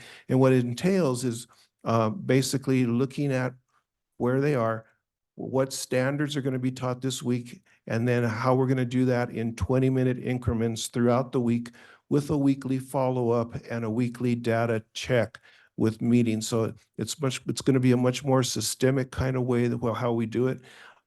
So I'm happy about that. I'm really excited to see how that pans out. Somehow along the line, I think maybe it was because we did very well in terms of the pandemic and in back moving into online situations. We're not a complete online school. We never have been. There's another school that's a sister school to ours that has almost the exact same model as when we first came in and even uses the same platforms. But we do see that there is a niche for that in certain areas. We have, well, part of what we saw, and Commissioner Beck alluded to, staff moving around. During the pandemic and right on the heels of the pandemic, we had a lot of not just absenteeism problems with concerns, I'm not going to call them problems, with kids, but with staff getting sick. Anytime that happened, without any substitutes, and we're not the only school that had a rough time getting substitutes, we had to move kids around. So whenever we did that, we had, they lost opportunities to actually get instruction because their teacher was gone. So what we've done, in some of the areas to try out is to place them into on our virtual program that also has a certified teacher in New Mexico tied to it. And that way, even if that happens and they need to move a class or whatever, that they can still gain the content. And I think we're seeing really solid results about that. We implemented some learning labs in a little bit different way and basically are letting kids move at their own pace through some of those courses. And what's happened is a lot of kids are finishing like their ninth grade language arts, then they move to their algebra 1, and then they move to, and they're doing that much faster than having to sit in that classroom all year long.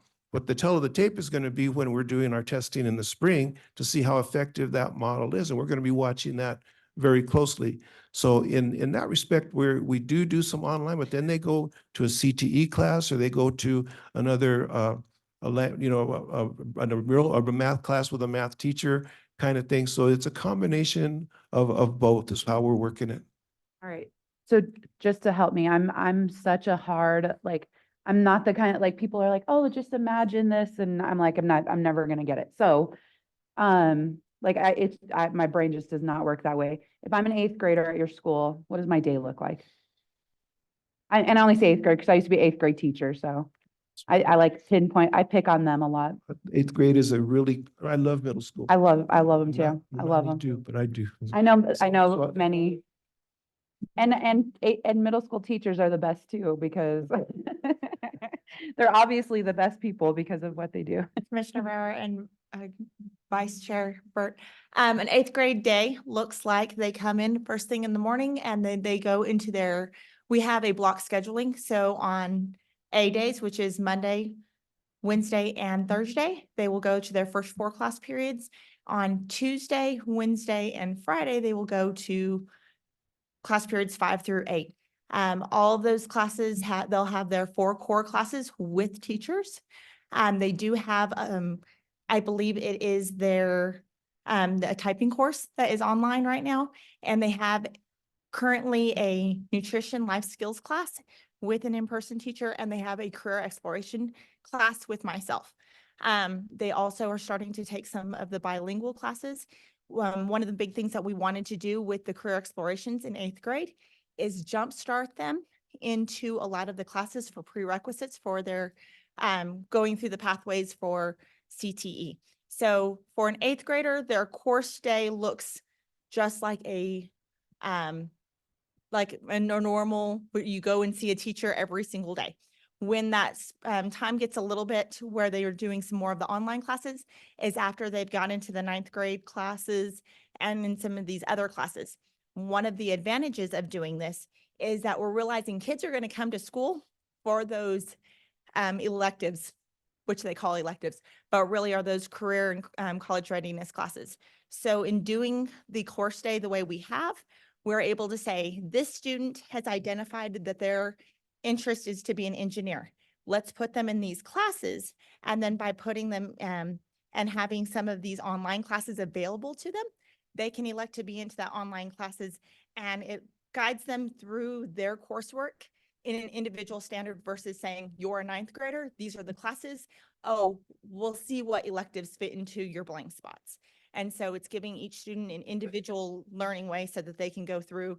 And what I'm seeing as a teacher is I'm having kids finish their pathways by their junior year and really getting to do some of the work-based learning and the job shadowing their senior year.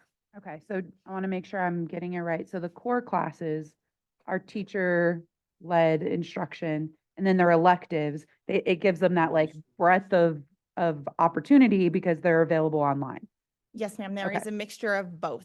And depending on how the But student is the learns. core, is the mixture in the core classes as well, or are they? Okay, so some core classes could also be taken online. Yes, ma'am. Okay. What program is being used? I think I read it in there, but what program is being used as your online? Chair Brower, Vice Chair Burt, we use Edgenuity. We also are getting a demo from another provider as well. We're always open to making sure that our kids have the best options available. We also use a number of supplementary online tutorials and that kind of thing that we have available based upon whether or not a student, needs that kind of thing. When it's a teacher, when they're not on Edgenuity and it's the teacher, is it what curriculum is being used then? Are they using Edgenuity, but it's like teacher, like, how does that work? If it's like one of the Yes. teacher ones? Chair Brower, Vice Chair Burt, what we have always used Edgenuity as the focal point of the curriculum. When standards changed, when different things happen, what I've liked about them over the years is they've been able to move their curriculum offerings over and complied with standards. So teachers use that as the basis, and then they use, supplemental instruction also. That's that was what I was like trying to figure out, Yeah, like yeah. piece together. Do you think it's working? Do you think that that's working? I've seen it work. And it's always up in the air, depending if it's always it's like a moving object. It's a living kind of organism. I think it's working. I think our goal is to provide quality, core instruction, but also leave options for, CTE related courses, pre-engineering, dual credit, that kind of thing. And in a school our size, to do that in a traditional way, that's one reason that a lot of traditional high schools have a hard time becoming an early college high school, because that they can't move from that traditional course types of offerings over into something that's a little bit more individualized to allow kids to move forward. Definitely. No, I definitely But I see do the think benefit it's of that. working, yes, ma'am. Okay. So what my wonder is, how do you maintain academic integrity for your online learners? And I'm saying this because I had a student during the pandemic who used Edgenuity and could find every answer online. I mean, it's just, you copy the question from Edgenuity, you Google it, there's the answer. And so my wonder is if maybe your results on the assessments at the end of the day maybe aren't reflective of the results you're seeing in the classroom. And I'm just wondering if the actual learning, like students are just more and more savvy, right? Like each year with like how they can find information online. And so I know that that's something that if with an online curriculum, and I just know Edgenuity well to know that like it's really easy for a student to look like they're learning on Edgenuity, but then if you actually give assessment, right, maybe they don't actually know. Chairman Brower, Vice I know Chair this Burt, is you the make a one that very you good think point, is and the I'm tough very, one to very get. aware of that. Absolutely, and I'm not going to lie, we've had issues where we've dealt with that, individually with individual students. But I'm also aware that there are schools that primarily use Edgenuity with Fidelity that Right. are, top priority schools. Definitely. I know. So Mhm. we got to find that sweet spot, and we're continuing to look for it, within the demographic that we have, Oh, Mr. Chairman, Commissioner Burt, at our school, we utilize a program called Go Guardian. And it's a program that on our Chromebooks, our teachers can monitor our students 100% of the time. And also the kids have found out that I'm very smart at finding out what they are doing.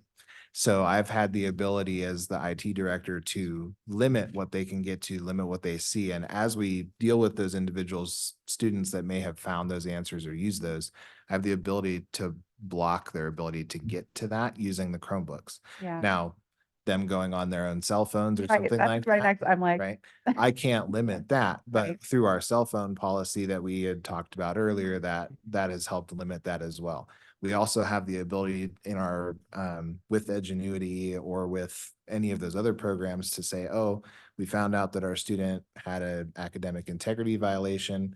We're going to go back and have them do that unit over again, make sure that they test it, take away their other devices at that time, and ensure that that academic is being met, not just letting them go through and saying, oh, this student that normally gets D's is suddenly getting an A. What's the deal? Right. So we do look at that situation very carefully with the advisory teachers and deal with those on a case by case basis, but we're also mitigating it with that Go Guardian program Yeah. across the campus. I know it's difficult. That's what, even when you brought up cell phones, I was laughing because I have teenagers myself. I'm a mom of teenagers. And I mean, the things they tell me kids are doing I was just telling Chair Brower, I was like, they'll be like, oh yeah, they take off their cases. If I go to Mr. Beck's class, I just put my case in that pocket and I keep my phone, right? Like, teachers can do anything they want, or they'll get old dead phones, right? And they'll bring that burner phones, put it in the pocket of Mr. Beck's, class and make him think I don't have a phone or I have a AirPod in my ear or my watch, right? It's so difficult, so challenging. Where were you when I needed you? I know, right? My kids tell me too much. They give me all the secrets, right? But I just wonder, do you guys ever have your students take, I think I've heard of, I do know there's lots of lots of schools that use Edgenuity and have the same challenge, right? It's a good program, but there's that concern of how do I make sure the students are actually becoming proficient in what they're learning. And I know some schools require that the students take assessments at the school, they don't let them take it at home, which I know that then makes it more We do that. difficult. Okay. Yeah, they don't take them at home. Okay, all right, because I know that's one of the good things about Edgenuity is you can go home, finish your lesson, when you have more time, maybe you had some other things going on that day in school, then you can still continue it at your own pace or you want to get ahead. That's the benefit, but then yeah, I'm just interested in how, because I just wonder how you can get the growth in what we can see to match the learning you're seeing in the school to match the data that's coming out. Because I would say in general, most STEAM-focused schools we have are usually at the very top in the state, right? The STEM-focused, STEAM-focused schools are some of the best schools we have. And so to not have, to have yours be a little bit of an anomaly of being lower stresses me out a little bit. And I'm trying to figure out the why. Chairman Brower, Commissioner Bird, it stresses me out too. Yeah. Sure. And I'll be honest, but then I watch our kids go up against those very same schools in either robotics or TSA. We won the Governor's STEM Challenge last year. They go up and then they win, they beat them. So, we're trying to find out why. And we are very cognizant of that and we're going to continue working on it. Okay. Do you track your students after they graduate and leave your school? Not formally, but we have informally, and we need to start because I do know some of our kids are now architects. They've gotten master's degrees from New Mexico Tech. We've had a number of areas. One was a Gates Millennial Scholar, and he went all the way through to his passed his master's at Kansas University, and now he's the athletic director at Eastern New Mexico University. They leave and they do very successful things. Awesome. Yeah, I think that would be I think that's another point, right? Good point. If you're sending, 100% of your kids to college, career, military, right? You can figure out where they end up. And then if you can find out if any, from HED, how many of them that are going to college are in remediation. If you have a very low remediation number, that's also a great indicator, right? Of your preparation for college success is making sure as they go into college that they're not needing remediation coming out of your school is a great, for me, it's a really great point to be able to make for your school as well. Good point. So, I know you said one of the things you wanted to bring up today was expanding, into as a regional, one of my questions is students cross county lines all the time to go to charter school. So what's preventing that from happening without us? Chairman Brower, Commissioner Burton, we get some of that now. We've had kids from Edgewood come in. I mean, their parents bring them in. South Valley, Socorro County still comes in. Lots from the Belen district. We do that, but what I would like is to be able to have our model, which is very effective which I believe is very effective in terms of being able to bring forth a hybrid model, to be able to be basically codified into our charter so that we could actually tell people, you know, we're open for enrollment and these are the opportunities. We're kind of building out rubrics right now on how that would look, just in case, you know, where a student from, say, Rio Rancho might take some courses with, you know, whether they be synchronous or asynchronous, then come down and take a welding class, or we're a great partnership with TLC right now to offer a plumbing class. So with us, you know, I'm pretty sure, and we have the expertise if kids need special help, like IEP related or ELL related. We could do that in person if we were regionalized. I once, you know, kind of contemplated a statewide deal, but that was a little bit tougher to manage. And so, yeah, that's why. Knowing that your school seems to attract families of students with special needs, what modifications have you made in your school to ensure that, you know, students with special needs are receiving the level of help that they need, just knowing that you have a high population? Like what levers, mechanisms have you employed to help Chairman with Brown, that? Commissioner Burt, we have some great people that have worked tirelessly to make sure the kids' IEPs are met, and that we do continuous training. We just got our special ed director, for example, certified in CPI to be able to train our people in case they need, you know, de-escalation kinds of things. We also have very good people working both in regular ed and special education who deliver modifications. We've had the philosophy from the very beginning that we're basically, all of our staff are interventionists, you know, and they should be able to understand how kids learn. That was the premise of the ILP to begin with. You know, so though kids have an IEP, they still have an ILP that's been embedded into our Power School SIS right now. Thanks. And then generally, I mean, I'm very academic focused, like super, like almost narrow-minded when it comes to it. But for this school, I was very concerned about the finances, like just all those reds and yellows year after year after year. And I heard you say that you hired a different business manager that's going to do a whole, they're taking a look at it and reconciling anything, or what's the solution to where you're not getting any more reds and yellows in finances next year? Well, I think Chairman Brower, Vice Chair, we're going to, I feel very confident that we're going to see a tremendous amount of improvement. The foundation, the nonprofit, hired a CPA who is specifically, his expertise is in working in nonprofit finances. He's made a tremendous impact in that area, and worked very closely with the auditors. About 4 years, a little less than 4 years ago, we went with the V-Hill Group. They have been working tirelessly to make sure that our things are in order, and I believe that's beginning to see becoming very fruitful.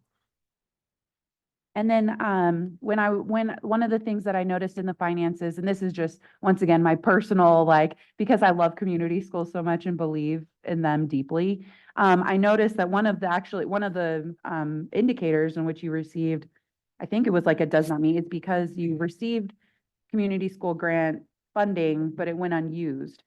Is that correct? And then can you talk about, are you back in the realm of doing community schools work? Is that, well, it sounds like you're already doing community schools work, but are you doing it formally through the state? Chairman Brower, Vice Chair Burt, we received a planning grant, and the tail end of that planning grant was still in the middle of COVID. And we had $15,000, which I think is the amount you're talking about, allocated to send people to the national community schools in Los Angeles, which was a hotbed of COVID at the time. We couldn't get anybody to go. So that was a problem.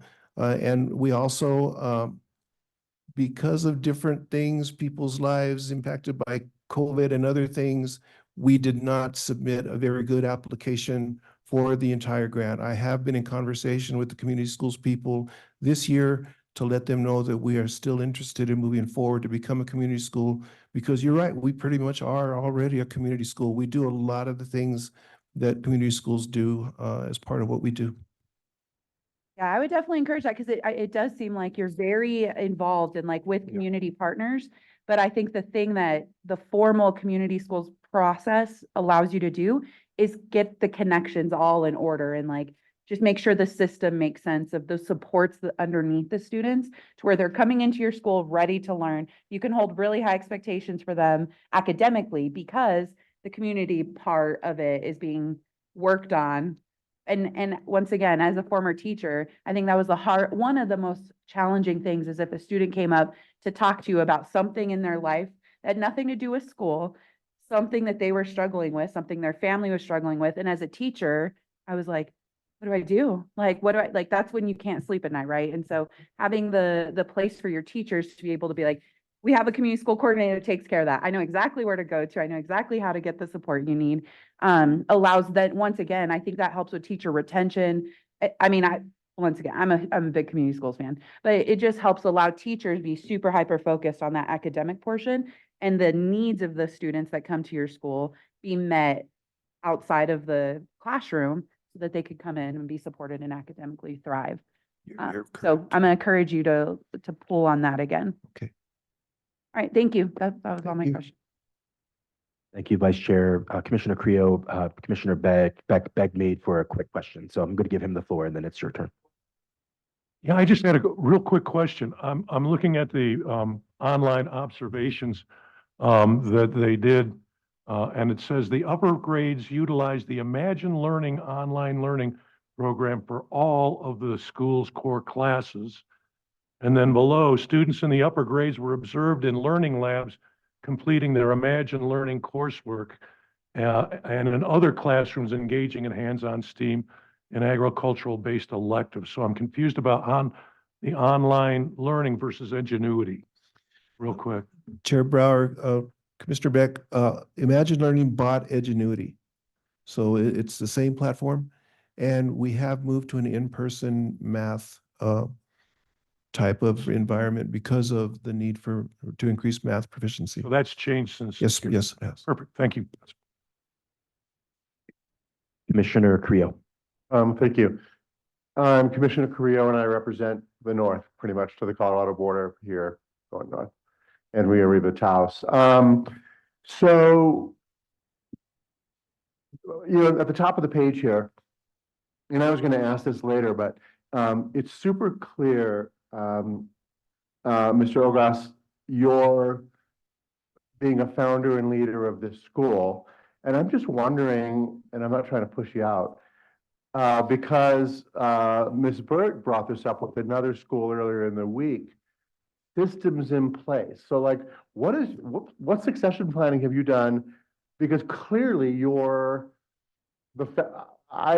based even on answering most of the questions in the presentation, it seems like you're foundational to everything that goes on at this school. Have you thought about what's next? Chairman Brower, Commissioner Carrillo, I have thought about that, probably more so in the last few years.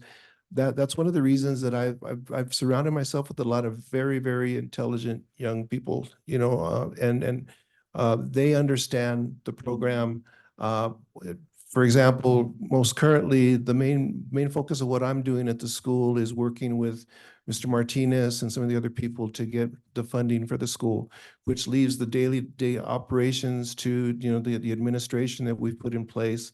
So I don't worry about that piece. I mean, ultimately, it's going to be up to the governing council, and I've been working with the governing council to help them understand what our history has been, what our, just to give them the whole story so that one day if it needs to happen, and I'm sure it will one day, they'll be able to figure it out.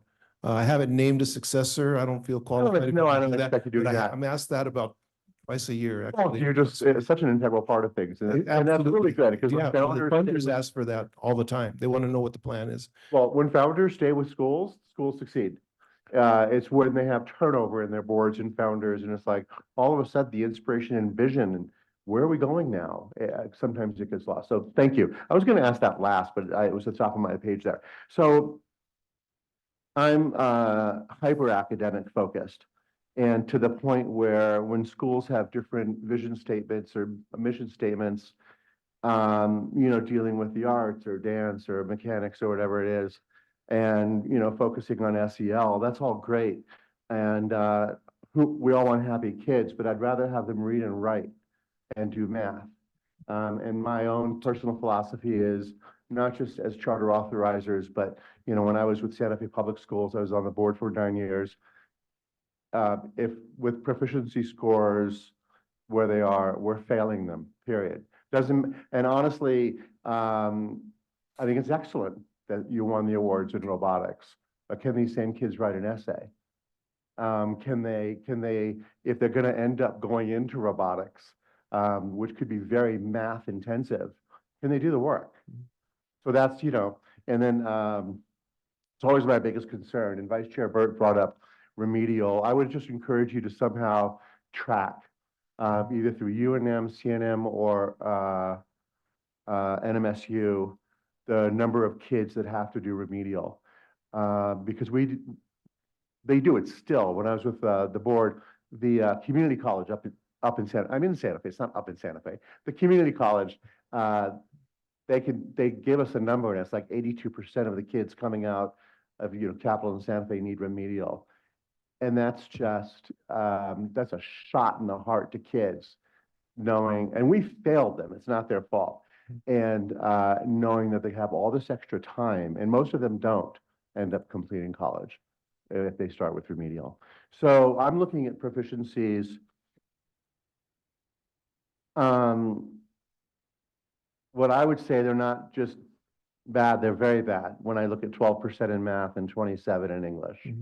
And then I look, and I couldn't I could reconcile it, I did in my head. And then how does that jive with now an 83% graduation rate? And so my feeling is, since you can graduate with Ds, and the great inflation that happened because of the pandemic, what are you all doing to make sure that grade inflation isn't what's responsible for your high graduation rate when your proficiency rates are so low? Chairman Brower, Commissioner Carrillo, you raise a very good point. That's why we have hired some people to look directly into that and to make the modifications necessary. I'm not sure what grade inflation is, but I know for a fact that we do see that there's a discrepancy, and we do mean to get to the bottom of what it is. I can point to some of the kids that I know graduated through the pandemic and where they are now. We had one student who was in that robotics program. When he got to the university he was at, he knew so much about that, including the math and the things. They raised him. He became part of the graduate level team. That so there's something that there's a disconnect. I too am real concerned about the proficiency rates as they are on paper. We're trying to get to the bottom of why that is. We've even looked at, I wonder if we've been testing kids way too much and we've just kind of numbed them to a test, kind of thing. And we're trying to change that culture with our staff and everybody else too, to make sure that they do take them seriously. Because then I do see some of the essays that they write when they go to college, and they're really done quite well. So, I mean, there is a disconnect from what happens at the test and what happens in reality, and we're trying to make sure that those mesh much better together. And you're absolutely right. That is a concern. On paper, it looks terrible.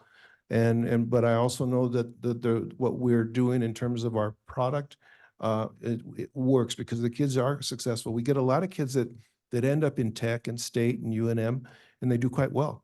We get some that go to CNM. We have some that we're going to teach them to be entrepreneurs, and that's going to be positive as well. But you make a very good point, and it's nothing that we haven't already talked about in our own circles, because it is concerning. Because I know how it looks. Yeah. No, thank you. When I think of grade inflation, I just think of people getting grades they don't deserve.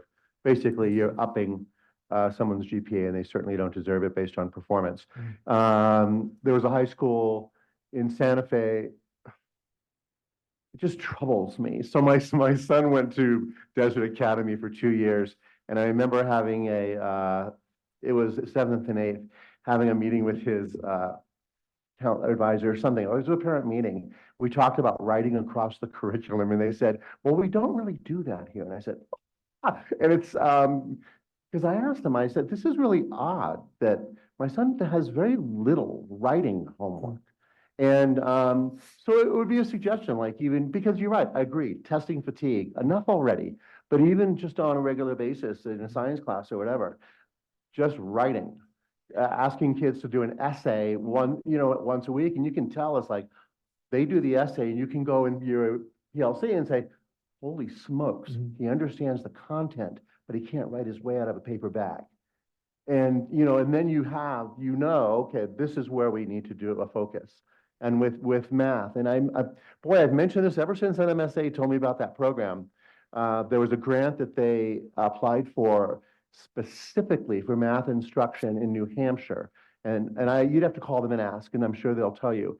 And they said it's made all the difference. And that's because NMSA, which, is just around the corner, they were doing so many things well that their math was really in the cellar. And they just said, we can't have this here. And they really hunkered down, did this program. This tutoring that's happening there is really effective. And it was specific grant for math, and it was done in New Hampshire. Doesn't have to come out of your operational at all. Just something to look for. Chair Brower, Commissioner Carrillo, if I could just answer that one thing. I wrote that down because we will reach out to them because it is a concern of mine. And one of the reasons that we went to everybody doing interactive notebooks is because we began to see kids didn't know how to write. So they're actually physically writing in their notebooks daily. I love that they're physically. Just That's cursive fantastic. writing, yes. So we're working on that. That's fantastic. Okay. I have some questions, Mr. Watley, for you in just a moment, just so you know. Just out of curiosity, what is the budget for your new facility? Once it's all built out? I'm just curious. Because I know what things cost from being at Santa Fe, and we built out a lot of really fantastic facilities there. Chair Brower, Commissioner Carrillo, I can tell you when the facility master plan was done, it only contemplated the northern 10 acres, and it was estimated to be somewhere in the area of a total of about $65 million.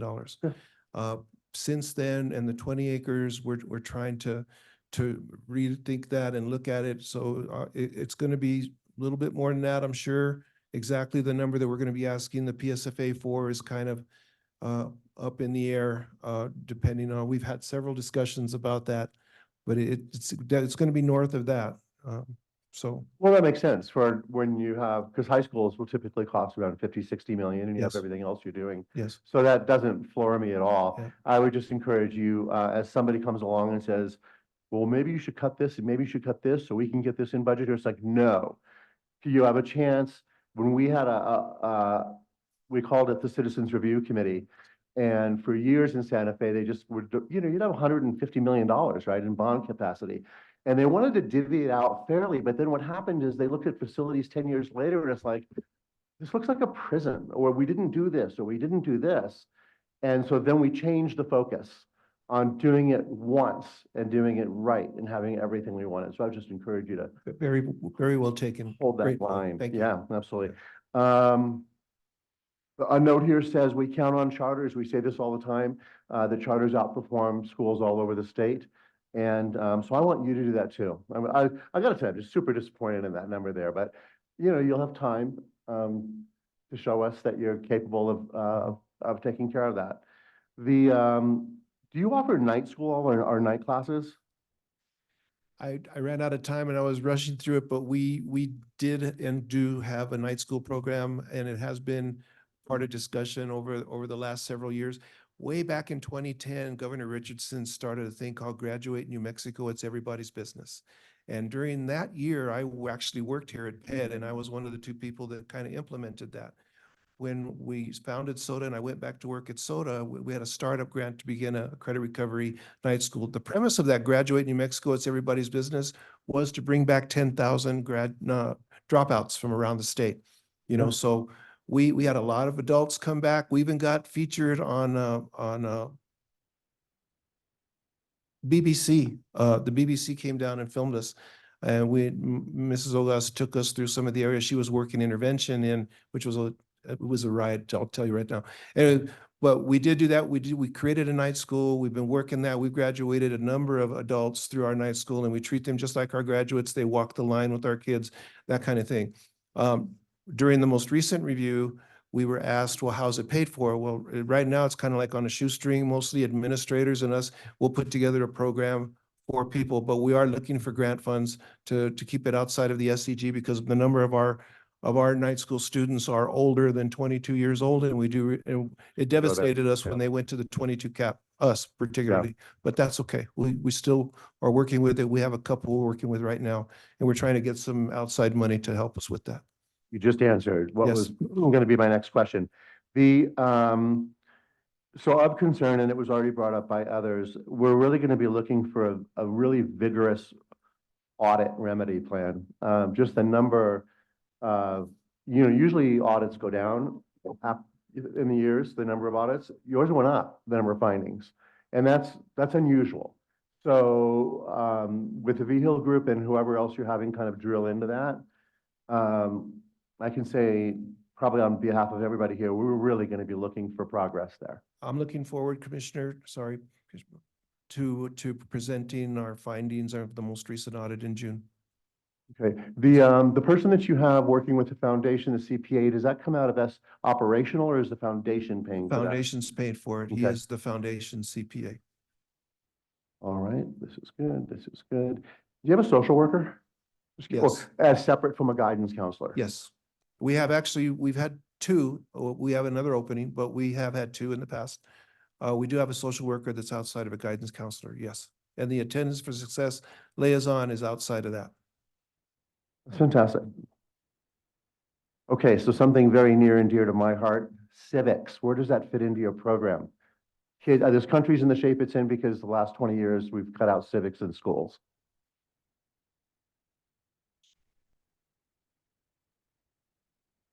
Kids couldn't even tell you the 3 branches of government these days. Yeah,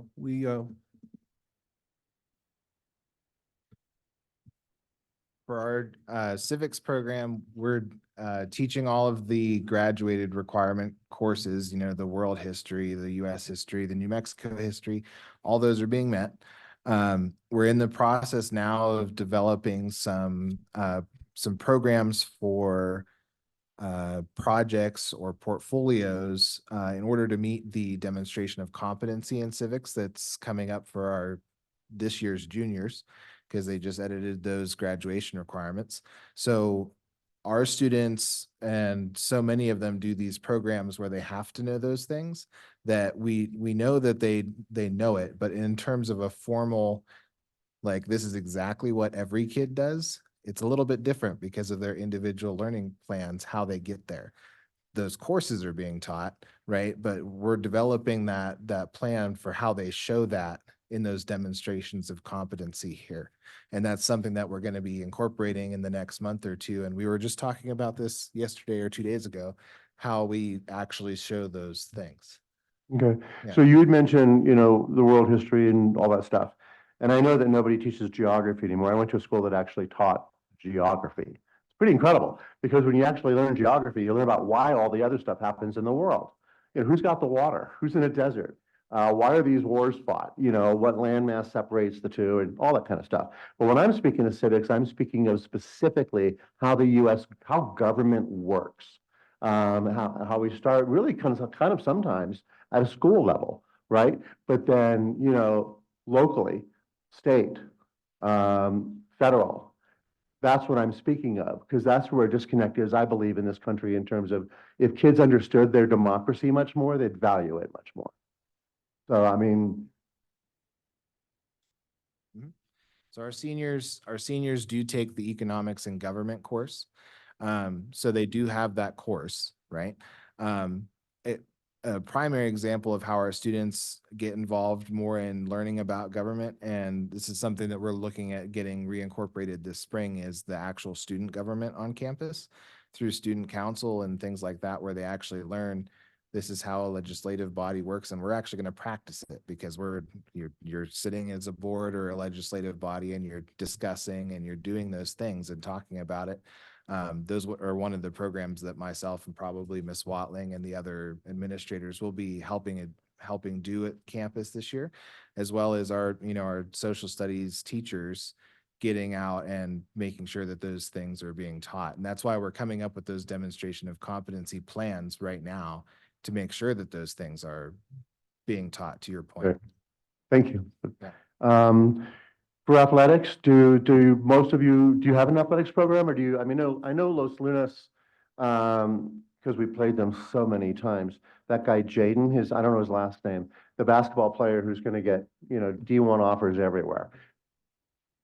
Oh, no, that was JV up here, but Jaden down there it's a thing to watch. That's when someone's that good. And Los Lunas is great in athletics, but they're certainly not very good in kids learning. What do you guys do? Do they go to the programs there? Commissioner, they do. All of our kids can play sports in the schools they would normally play. We've had varsity football players in any one of the 3 schools. Same thing with girls soccer, baseball. Right. They've played, yes. Great. Obviously, you can tell I'm a huge fan of athletics. Tomorrow, I'm going to be wearing the Santa Fe shirt because it's game day. Tomorrow, we play St. Mike's, a nemesis. I'm a graduate of Santa Fe High. Are you? Yes. Demon all the way. And we got this. Oh, I said, my note there said the things didn't sync in terms of proficiencies with grad rates. The attendance is super low. Why is that? I think part of it is that we didn't have the right infrastructure in place to be taking attendance accurately. That has changed significantly, number one. And then we hired the Attendance for Success liaison, who has had a dramatic impact on getting kids to school. So I think those 2 things combined, the work that we did on the back end through what Mr. Soliday and Mr. Howard have done in terms of putting together the different modules associated with Power School has been a game changer for us in terms of being able to see real time what's going on. So I think that's been the biggest thing is yes, we had an attendance problem. Yes, we could have blamed COVID for it, all that stuff. But I think part of it too is we weren't monitoring or entering it correctly. Right. Thank you. I mean, I don't know if Director Chavez told you this, but it's like when schools come in, they go COVID. I say COVID, schmovid, enough of that already. It's time to get down to business. Even the years before. I agree. No That's more. why I only said it a couple of times. Oh, I can't stand that. And we're good there. You said earlier, and this was in terms of bringing on new staff, you made a comment, sometimes I'm just curious what your answer is, what you tell them. You said to them, sometimes you have to tell them what a charter is when people are coming into your school. What do you tell them? One of the first things we ask in our questions is, what do you know about School of Dreams Academy? And we can tell right there whether or not they know that we're a charter school and what a charter does. And some people look for maybe higher pay or something. Lots of different reasons they're moving. And we've interviewed a lot of different people. And you really don't know what a charter is until if you've never worked in a charter school, until you're actually there. I've learned that because I left after 30 years in the regular school systems, but it's a different kind of feel. It's a different kind of look. You're asked to do more things than you normally would, under a collective bargaining agreement, for example. So there's a lot of things that may be. You don't have a CBA, do you, at your school? Okay, good. No, and so that's what I meant. It's different, and we kind of have to explain to them a little bit sometimes. Some fit right in, they go, "This is wonderful," and they're good to go. Others are going, so, like, where's the teacher lounge? Yeah. That's great. The autonomy piece is so great. And if people are choosing a charter, they're choosing it because they want things like autonomy, the ability to pivot quickly when you recognize a challenge.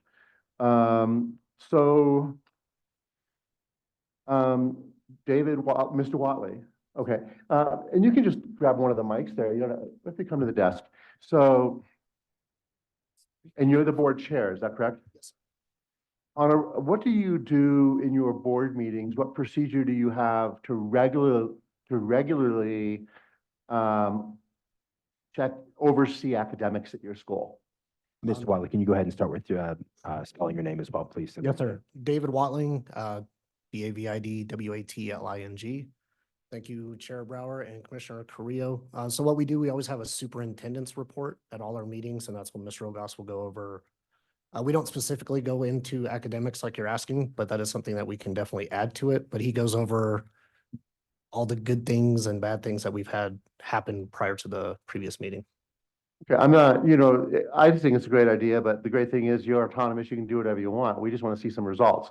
I just think that it's great when because the board's role is oversight and to dig down and ask those questions. There were schools here earlier this week where I made very sharp commentary on the board saying like, look, it's your fault, man. Most of you have been on this board over 5-10 years. Why have you not looked at this and why have you let this continue to happen? And so I don't know how long you've been the board chair, but I'm just saying it's really great when a board realizes not just the financial stuff, because there's all those different things you're going to touch on no matter what, but digging into academics. It's just something that I suggest because you can hold Mr. Olga's feet to the fire more, and consequently, I'm sure staff that come to the meetings as well.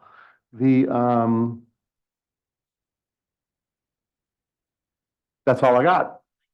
Thank you, sir. Oh, do you teach financial literacy? Here's that note here. Yes. Okay, that's all. Both on campus and through our early college dual credit class. Right. Maybe these kids, when they get to college, they won't say yes to every credit card offer they get. Because God, it's amazing. Something seriously wrong with that. And also, since I'm opining for a moment, they need to fully understand what it means to take out a college loan. The 40,000 now turns into 1680. What I would tell kids all the time at Santa Fe Capitol High when I spoke at commencements and everything is no debt. Go to community college first. Whatever you need to do, no debt, because then you're just not free anymore. Yeah. Anyway, so thank you very much. Thank you. Thank you, Commissioner Carrillo, Commissioner Taylor, then Commissioner Manus. Thank you very much. Really appreciate y'all being here. I want to reiterate, I just want to reiterate that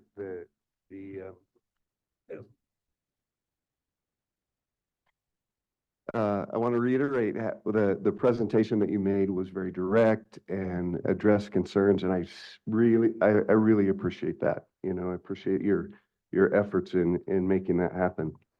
And I'm really impressed with the number of different avenues and activities and so forth that you offer at the school, which is each one of those offers learning opportunities for the kids, and I think you're excelling in that area. I am very concerned, as some of the others have expressed, about your academic standing at this point. I went back to your 2018 renewal and was reading kind of where you were at that point to see if what kind of progress had been made since your last renewal. Things were different as far as how things were measured and so forth. Under academic performance, the department's standard of excellence, A through F letter grades, the final rating given by the CSD was failing to demonstrate substantial progress. In the summary, it says School of Dreams Academy has earned a D, a C, a B, and a C consecutive on the overall school grade during the current contract term, as well as Ds on the graduation indicator and an F on the quarter one indicator on the A through F school grades report card. And that's how they came to their summation of failing to demonstrate progress. Today, we're looking at proficiency scores below, as you know, below the district and the state. I feel like we're sort of swimming in the same waters of subpar academics. So what's the urgency that you feel towards getting this corrected. I want to hear the fire in your belly to address the issue of why we're there in the first place. What's the school for? You know, what's our academic performance? So I want to hear that. Commissioner Taylor, thank you for bringing that up. And I just want to, and I know the spirit of that question, and I just want to make sure that I say on the record that we're going to make our decision based on this current contract and not contracts in the past. But I think your question is important to share history. So, yeah. Chairman Brower, Commissioner Taylor, that is a good question. And what I can tell you is, you know, we had a comment earlier about some of the staff turnover. You know, I also made decisions on whether or not, you know, it was a good fit or not for somebody to be there. And if they weren't teaching standards or if they weren't showing progress, you know, we kind of helped them maybe move on, to be honest with you.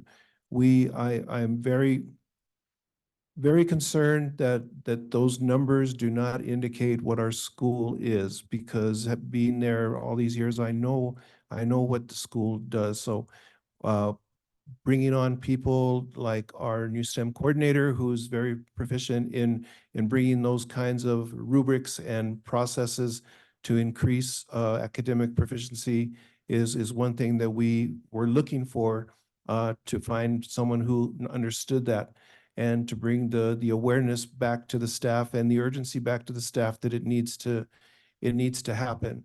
Because I do not want to be in conversations like this, you know, for prolonged periods of time, because I know what our school is and I know what they're capable of. We have the last year been laser focused on two things: CTE and proficiency, and graduation rates and attendance. And we're starting to see the fruits of some of those labors, and I believe that we're going to begin to see the fruits in the academic proficiency, hopefully by the spring, but for sure by the fall, you know, in terms of some of those math scores going up and the reading scores. I mean, look, I'm fully aware, even if we were the best performing school in the state, our state is still the 50th performing school in the country. So we've got a lot of work to do, and I'm fully aware of that. And I haven't given up on it. And I believe that the staff that we have in place understands that urgency now.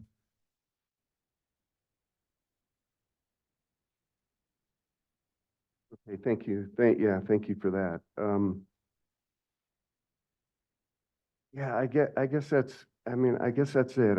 I'm really, really concerned that, I mean, even, you know, the growth rates indicate a downward trend, you know, and it just seems like we've been sort of in this discussion before and haven't seen the kind of improvement. I sort of get that, you know, we have the same administration saying, well, we're going to change things, we're going to make things better, you know, every time they're up for election, we're going to make things better. And yet, okay, you've had 4 years, 5 years to make things better. Why are we still here? So. Your point's well taken, Mr. Thank you, Commissioner Taylor. Commissioner Manus, and then I'd like to share. Okay. Thank you. And I would also like to echo some of the other commissioner comments about your presentation. I thought that was probably the most organized and to the point presentation that we've had of the renewal hearing. So it's nice to get one like that of the four days that we've been going through this. And it's good to see those things that you addressed. I really do appreciate that. That shows to me that you're really thoughtful in your responses, and you have been to all of our questions. I would also like to commend you on the breadth of the offerings, like Commissioner Taylor had mentioned, the different activities and choices that you're offering for students to explore. I really liked hearing about your CTE, like the plumbing aspect, some of those things. I think that's really important because not everyone is going to go get their bachelor's degree and be a doctor or a lawyer or even a school teacher, right? There's going to be those that are in the trades. And so I really did appreciate that aspect. The one comment that I'd like to make in regards to that is that while I think that you have sufficient breadth at the school, although you seem to want to continue adding more things, I think it would be wise of you to focus on depth, because it seems like depth is where you're lacking. You have all these great things that you're doing, but the depth of the core isn't there to support that breadth. And so I know you had mentioned that you know what your school is offering, and I congratulate you on winning those different achievements. But what specifically are you planning to do? And this comes from me. Over the past few days, we've talked about strategic planning with some of the schools. What specifically have you outlined, have you planned for in regards to improving your proficiencies so that it does pan out on paper, black and white? Chairman Brower, Commissioner Manus, that's a very good question. I thought I had put in a slide, but I did not, of the way that we are beginning to look at and train our staff in terms of looking at grade level standards and then breaking those standards down into daily incremental doses of work to meet those standards.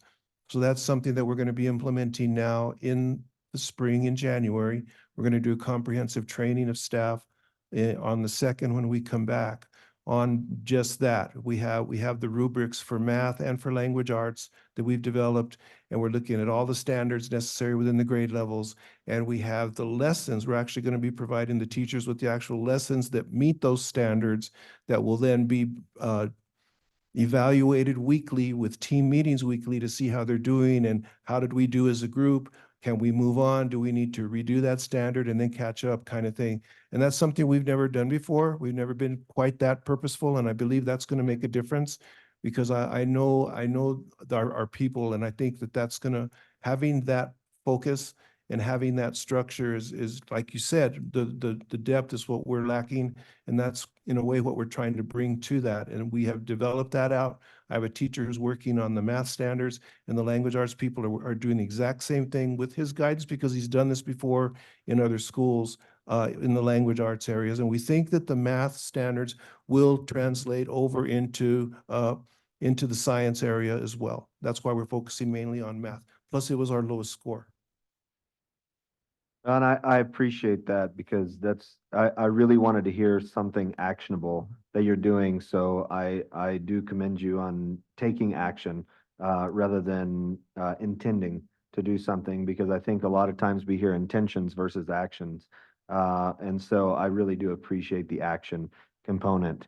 Like Commissioner Beck, I haven't asked this to any other school, but this is something out of left field. How have you seen AI impact your students? Are they using AI generated content to respond to some of these like essay formatted questions? Have you had to deal with that? It's a very good question, Chairman Brower, Commissioner Manis. So we have a very, very defined and strict plagiarism policy. We modified that policy last spring to indicate the use of AI. And of course, we also have certain ways to check a narrative to see if it's actually plagiarized. So we have all those checks in place. We know it's there. And we know that doesn't help a child learn to read or write, even though it makes them look really good if they use it. And so we're real cognizant of that. And that's going to be an interesting fight, because as much as I'd like to go back to paper and pencil, using the interactive notebooks is one step so that they get that, drilled into them. The plagiarism policy is like our teeth right now. We deal with it. We have suspended kids for it. It's a very serious thing with us. Thank you. I have no further questions. Commissioner Gibson, then Commissioner Ingham. Thanks. So just a couple of things, and it's you know, when I see that operational and financial does not meet standards, comes up and there's an audit finding, I'm that person that goes and looks at board minutes Mm. to see, you know, what might be going on. So I'm just curious because I don't see regularly like any report from a finance committee. So is there an active finance committee and do they regularly report to the board? Chairman And Brower. you've got the, we- you know, I'd appreciate the board GC responding to this more, no offense, but this is, you know, this is a contract we make with the governance council, actually, not, you know, as important as Mr. Ogas is, this is a contract we make with you. So, you're an integral part to the successful functioning of the school. Yes, ma'am. Well, thank you. So we have our finance meet an hour before all of our Okay. council meetings. They meet for an hour, and if they have any findings to report, they will report during that meeting. The two people that we have assigned to the finance committee, one works for the city of Berlin, and the other one used to work for the city of Los Lunas, so they're used to handling large budgets. Okay, thanks. And, you know, kind of going with what Commissioner Carrillo said about, do you ask for data reports? I don't honestly see a lot of robust discussion about programming at the school in the board minutes. And that's not just you know, it's many of our schools. And I think sometimes when, you know, there's that fine balance of it's really important to keep the founder involved and we want to keep the mission straight, but sometimes the founders start to, you know, take a little more role in the governance. And it's often difficult for our schools to do that. So I would just hope that you reach out to some folks because I think as we look at wanting to see growth, that the governance council is engaging with the head administrator to keep on top of that and see what kind of programming changes might be made so that it doesn't appear it's as much of a partnership as it, you know, on paper. You know, to me, it's looking like we've got these 5 items and we're going to get out of here in 20 minutes. You know, that was a great meeting. And, you know, sometimes yes, but oftentimes it's not when we're looking at the health of a school. So I appreciate that. And I just have one more question. What short cycle assessments do you use? Because when I went through the application, I couldn't really find it. Chairman Brower, Commissioner Gibson, we use NWA maps and Okay. iStation. Yeah. Okay, thanks. I appreciate that. That's all. Thanks. Thank you, Commissioner Gibson. And what I heard you Oh, also, wait, go ahead. I'm sorry. I hate to do this. So when I was perusing those board minutes, I saw there's a contract with the Dance Academy. Yes. So, our former dance instructor, I had asked her to come back to teach dance with us.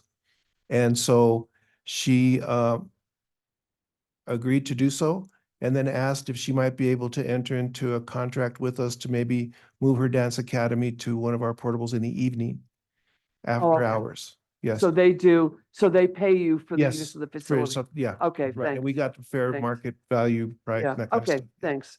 Thank you, Commissioner Ingham. I want to say thank you also.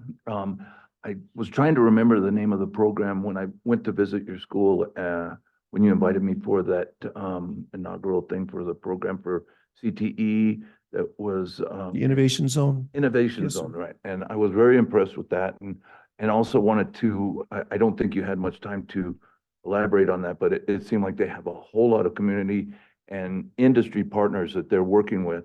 And knowing my field that we have a critical need for people in industry to be, we have a critical need for that. And I was really impressed with that program. And I was hoping to let you have a little more time to talk about that. There's also, when Commissioner Carrillo was talking about the math program at the art school, one of the things that they brought up that I thought was particularly impressive was that their math department had a specific person that was set aside to do one-on-one backfill with students that were lacking in, because it appears that we often are keeping the whole class engaged in stuff that is not moving forward because you have a few students that have systemic or in discrete areas where they've had a dropout that seem to be really, really productive. And so that the instruction could move forward with math and continue on in making progress. And then that specific instructor will go back and pull out individuals and getting them back up to speed. And I got to say that looked like a program that might be very effective. So anyway, was going to offer that up, but I did want you to talk a little bit more about the CTE initiative you have. Thank you, Commissioner, Chairman Brower, Commissioner Ingham. We were one of the recipients this year of the Innovation Zone initiative. But prior to that, we had already been actively working on CTE pathways. That's a personal thing for myself and for Mrs. Ogas. Her dad was an electrical contractor, and we made promise not only to myself for him, but also to the village of Los Unos when they put us on the 20 acres to build out a workforce training program to do that something in that area. So the Innovation Zone money has helped us with providing some curriculum, some infrastructure, some ability to meet. We had already been developing a number of partnerships with local manufacturers and local business people to help us in that area, and we have tremendous support to do that. What we lack is the space, the adequate spaces to do those trainings. And that's why this is a perfect time to be doing that, because we're actually planning the building with the notion to make sure that we have the spaces available to make those kinds of programs work. We've been to training labs that TLC has, for example, for their employees. We've gotten ideas there. We've toured Cisneros Brothers and Semco and Aristak and some of these other places around to see how they're doing things. And we're going to try to incorporate all that into something that would be workable on our campus for our students. And, eventually maybe even for the community training programs in the evening or something like that, people that may want to come back to school once we get the night schools situated, back and up and running and funded. So there's a lot of ramifications to that. In terms of the math, you're absolutely right. More individual attention is always needed. We have implemented the Math 180 that is not only it's an online kind of delivery, but we have a math teacher in there as well. And then even on the online programs that do offer math courses, we have math teachers associated to that as well. And we're trying real hard. We're also utilizing the near peer tutoring monies to have some of our peers that are proficient, help other kids out and basically get paid for it. So you're absolutely, those are all areas that are important, and we need to keep working on ways to address those needs. Thank you, commissioners. I'm just going to be super brief. I have a couple questions and curiosities. I'm going to reserve the curiosities for another time since I know where to find you all. I do want to also just echo the presentation that you all did. It was very well done. I think coming in, I know it's not your first rodeo, Mr. Ogas and team, so you were ready to answer the questions that were on our mind. And I saw like it was well polished and smooth. And I just really appreciate that. For me, I think you heard the concerns that we have, and I share those concerns. The financials, I hope springs eternal. We're going to see some wonderful things, Mr. Ogas, and I know sometimes, depending on what an audit finding is, it takes multiple years to get that uncovered and corrected. And so I just wanted to acknowledge that. Sometimes financial findings are not just an easy thing that you can do 1 year out. It oftentimes takes many years. And so I appreciate you all like continuing to put your nose down to the grindstone and correct those items. And I'm waiting with bated breath to see the results of that. The academics. I think your School of Dreams is such a beautiful place. I've been there only once, but I know I've talked to you and your team multiple times. I think it's marvelous to see the different types of opportunities that you provide to students in Valencia County and other counties that when they choose to come to you. I'm a farmer by trade. When I was there at the school, I saw, I think it was a red belly Ford that you all were refabbing. And there is no way, Commissioner Manus, he's not here right now, but you can't fake that with AI in terms of building out and redoing things of that nature. So I love that ability of a school to do hands-on learning around a CTE programming while also doing college and career preparedness through dual credits. Being able to do all of those things, I think is a beautiful opportunity for your students. I have a lot of questions about like the ag, but I'd love to talk with you at some point about that, especially around the farm to school activities, things that really get hands in dirt, hands oiled up, and being useful. I think that if I pine just a little bit, I think that I was lucky to be growing up on a dairy farm, and I know there's students in Las Lunas who have that shared experience. But because of the change that we see in our world, especially in your community, 20 years ago, it's completely different community now, and probably a lot less farmers. And so having an opportunity to ensure that our young people are useful and are able to problem solve in ways that their parents and grandparents had to do, I think just warms my heart. And I don't think we have very many charters that focus in on things of that nature. So I kudos to you all. So here's my feedback, and you may want to respond, but you may not have to respond. But I just feel like some sage advice, I guess, and this comes from a place of care and a place of humility towards you all. You're a school of dreams, but I know that you have a lot of dreamers on your staff, including you, Mr. Ogas. You're a dreamer. And every time you come and talk to us, when I was charter school director, when I talk to you on the side, I know we're in friendly, in similar friendly circles. And every time I hear you speak, I know that you're a dreamer. And I think that's so great.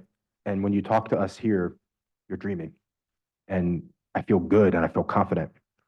But oftentimes with dreamers, you need some people who have different skill sets to sweat the details. And one of the notes that I just had, that I just think about for your organization, for School of Dreams Academy, is to have somebody who is going to sweat those small stuff that can oftentimes turn into big things that need to be potentially corrected. And it might be Mr. Saladay who's going to be doing that. But I just encourage you, a lot of the things that were on the the red, green, and yellow chart, a lot of those reds and yellows, I think it's the small stuff sometimes that may not be emphasized with dreamers that think big. And so I hope over the next 5 years, as if we do a 5-year renewal, that you have a couple of those people who can balance out the dreaming that happens at your school to really manage those other things that may not be in your purview or may not be in your expertise or may not be in your given skill set, but matter a lot. And that we see the space in between this meeting where it was super smooth and polished and you were prepared, that we have somebody who's doing that same thing before audit findings happen. We see that same thing when we see like young people who the alarms go off and we're not meeting those academic results on NWEA, and we take immediate action to figure out how are we going to make sure that our EL students are going to continue to grow, which I think is promising, that what the numbers that you shared and that I've seen. But we're doing that in a way that it's deliberate, it's focused, it's emphasized, and somebody's role is to like make sure that they're holding you and others who are the dreamers of the school account to seeing those changes. So that's my sage advice, things that I'm thinking about, the thing that I think that you can use in this next 5 years if we move forward with that style of renewal, which I am in favor of, that we see that and we hold you accountable to that with kindness, but like your kids deserve it. you used to be a SAM school, so commissioners, you may not be familiar with us.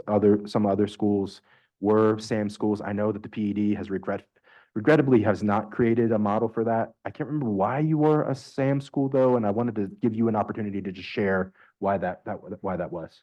Commissioner Brower, I mean, Chair Brower, the reason we were a SAM school was because of our high special education population and our high economically disadvantaged population.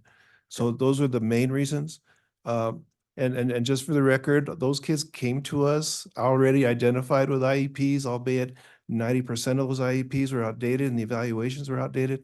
So, you know, that was the reason, you know, and I understand the challenges, your points are well taken, and I just want to let you know, I've always said, we hold true, at least I believe our school does, I know I do, to the registration process being the way charter schools have intended it to be.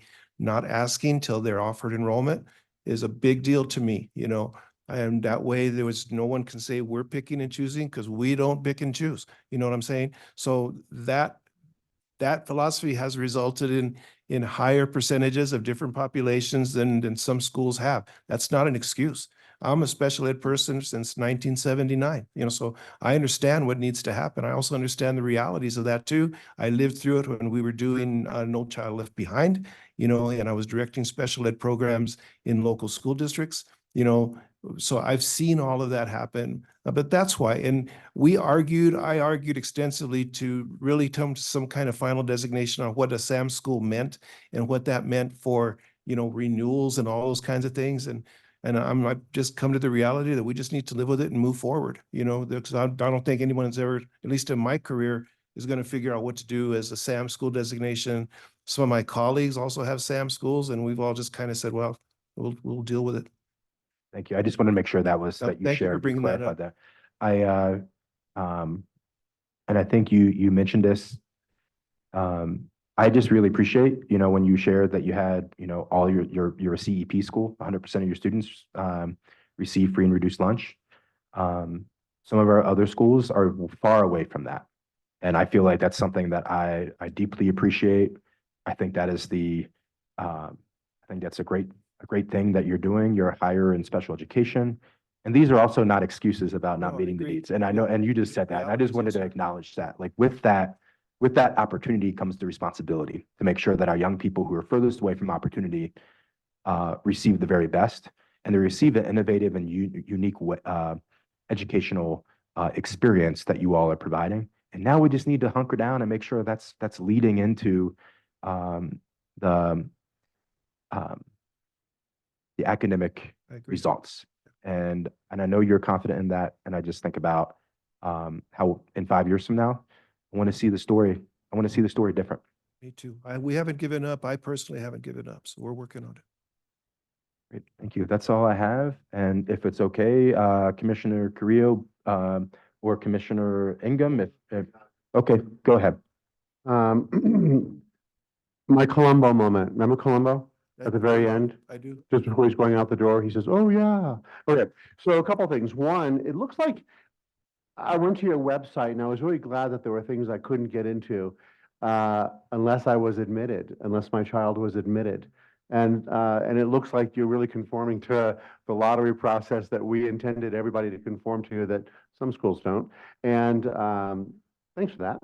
We worked hard on that, honestly. I mean, it was, we did. Well, it takes that thing. Yeah, I'm not going to talk unless there's a recording. No, I'm just kidding. Becca, you're funny. So thank you for that. So the group knows that lately when a school has a performance, academic performance of this nature, I always bring up the idea, stay in your chair, of a 3-year renewal, because I'm not going to request it here. But it's just a thing that I want to see results sooner, because my philosophy is kids don't have time. Okay? We have time. They don't. I mean, the kids right now that are 12, 13, and 14, they don't have time for all these things to happen. And because all of a sudden they're 18 and 19 and not doing as well as they hoped they would. So I'm not even going to suggest that, but just know that that's my thinking. And just as an aside, because you were talking about CTE, I have in Santa Fe a number of clients that are veterinary services. And one of the things I learned, I don't know if you guys know this, that you can do entry-level positions at like somebody that's interested in maybe even becoming a DVM someday. We do vets. They today. can work at a vet's office and really be involved in procedure with very little certification. It's just incredible. Mrs. Watling's classes go to 2 separate That's vets great. regularly, yeah. Because it's such a great opportunity for kids to be able to do that. Anyway, that was an aside. I'm good. No more Columbo moments.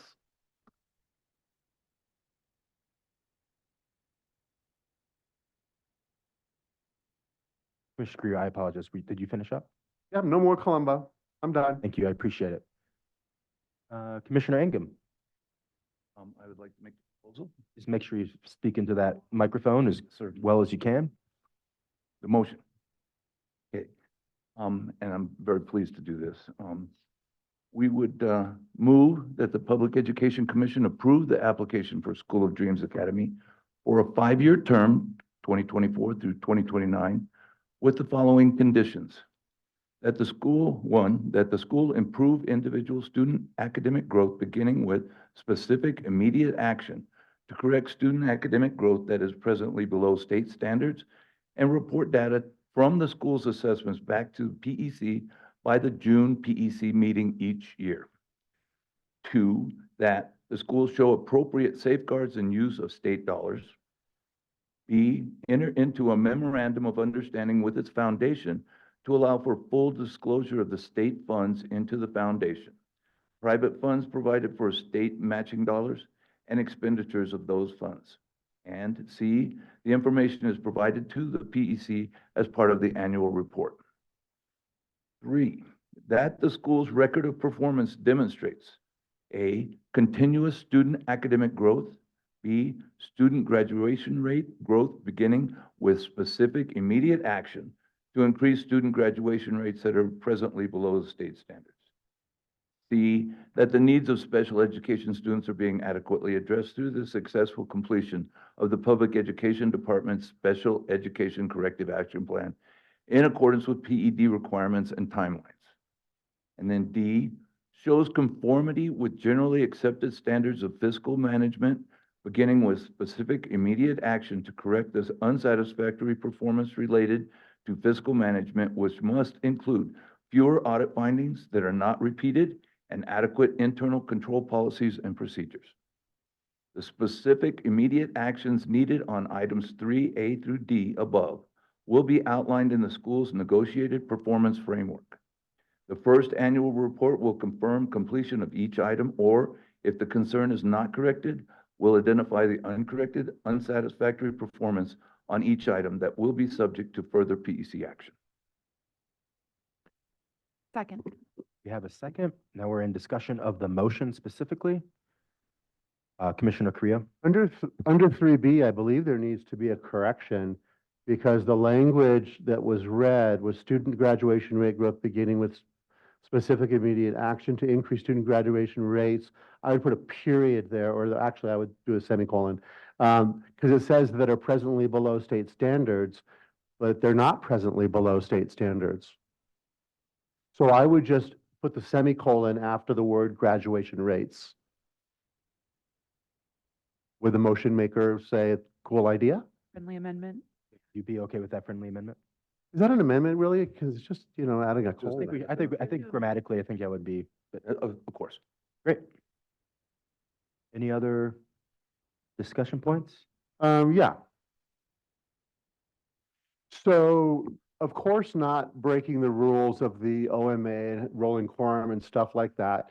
There's been a few commissioners that I've spoken to about the school and had an impression about the school and some of the challenges that I felt were going to be way more challenging and problematic. This is about the motion.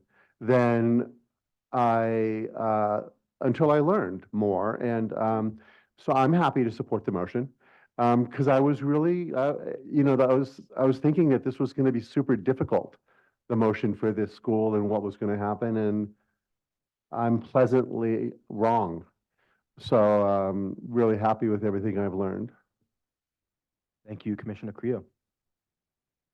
No other comments I see, so let's go ahead and take a roll call vote. Vice Chair Burt, thank you so much. Commissioner Klossa-Shilich, Yes.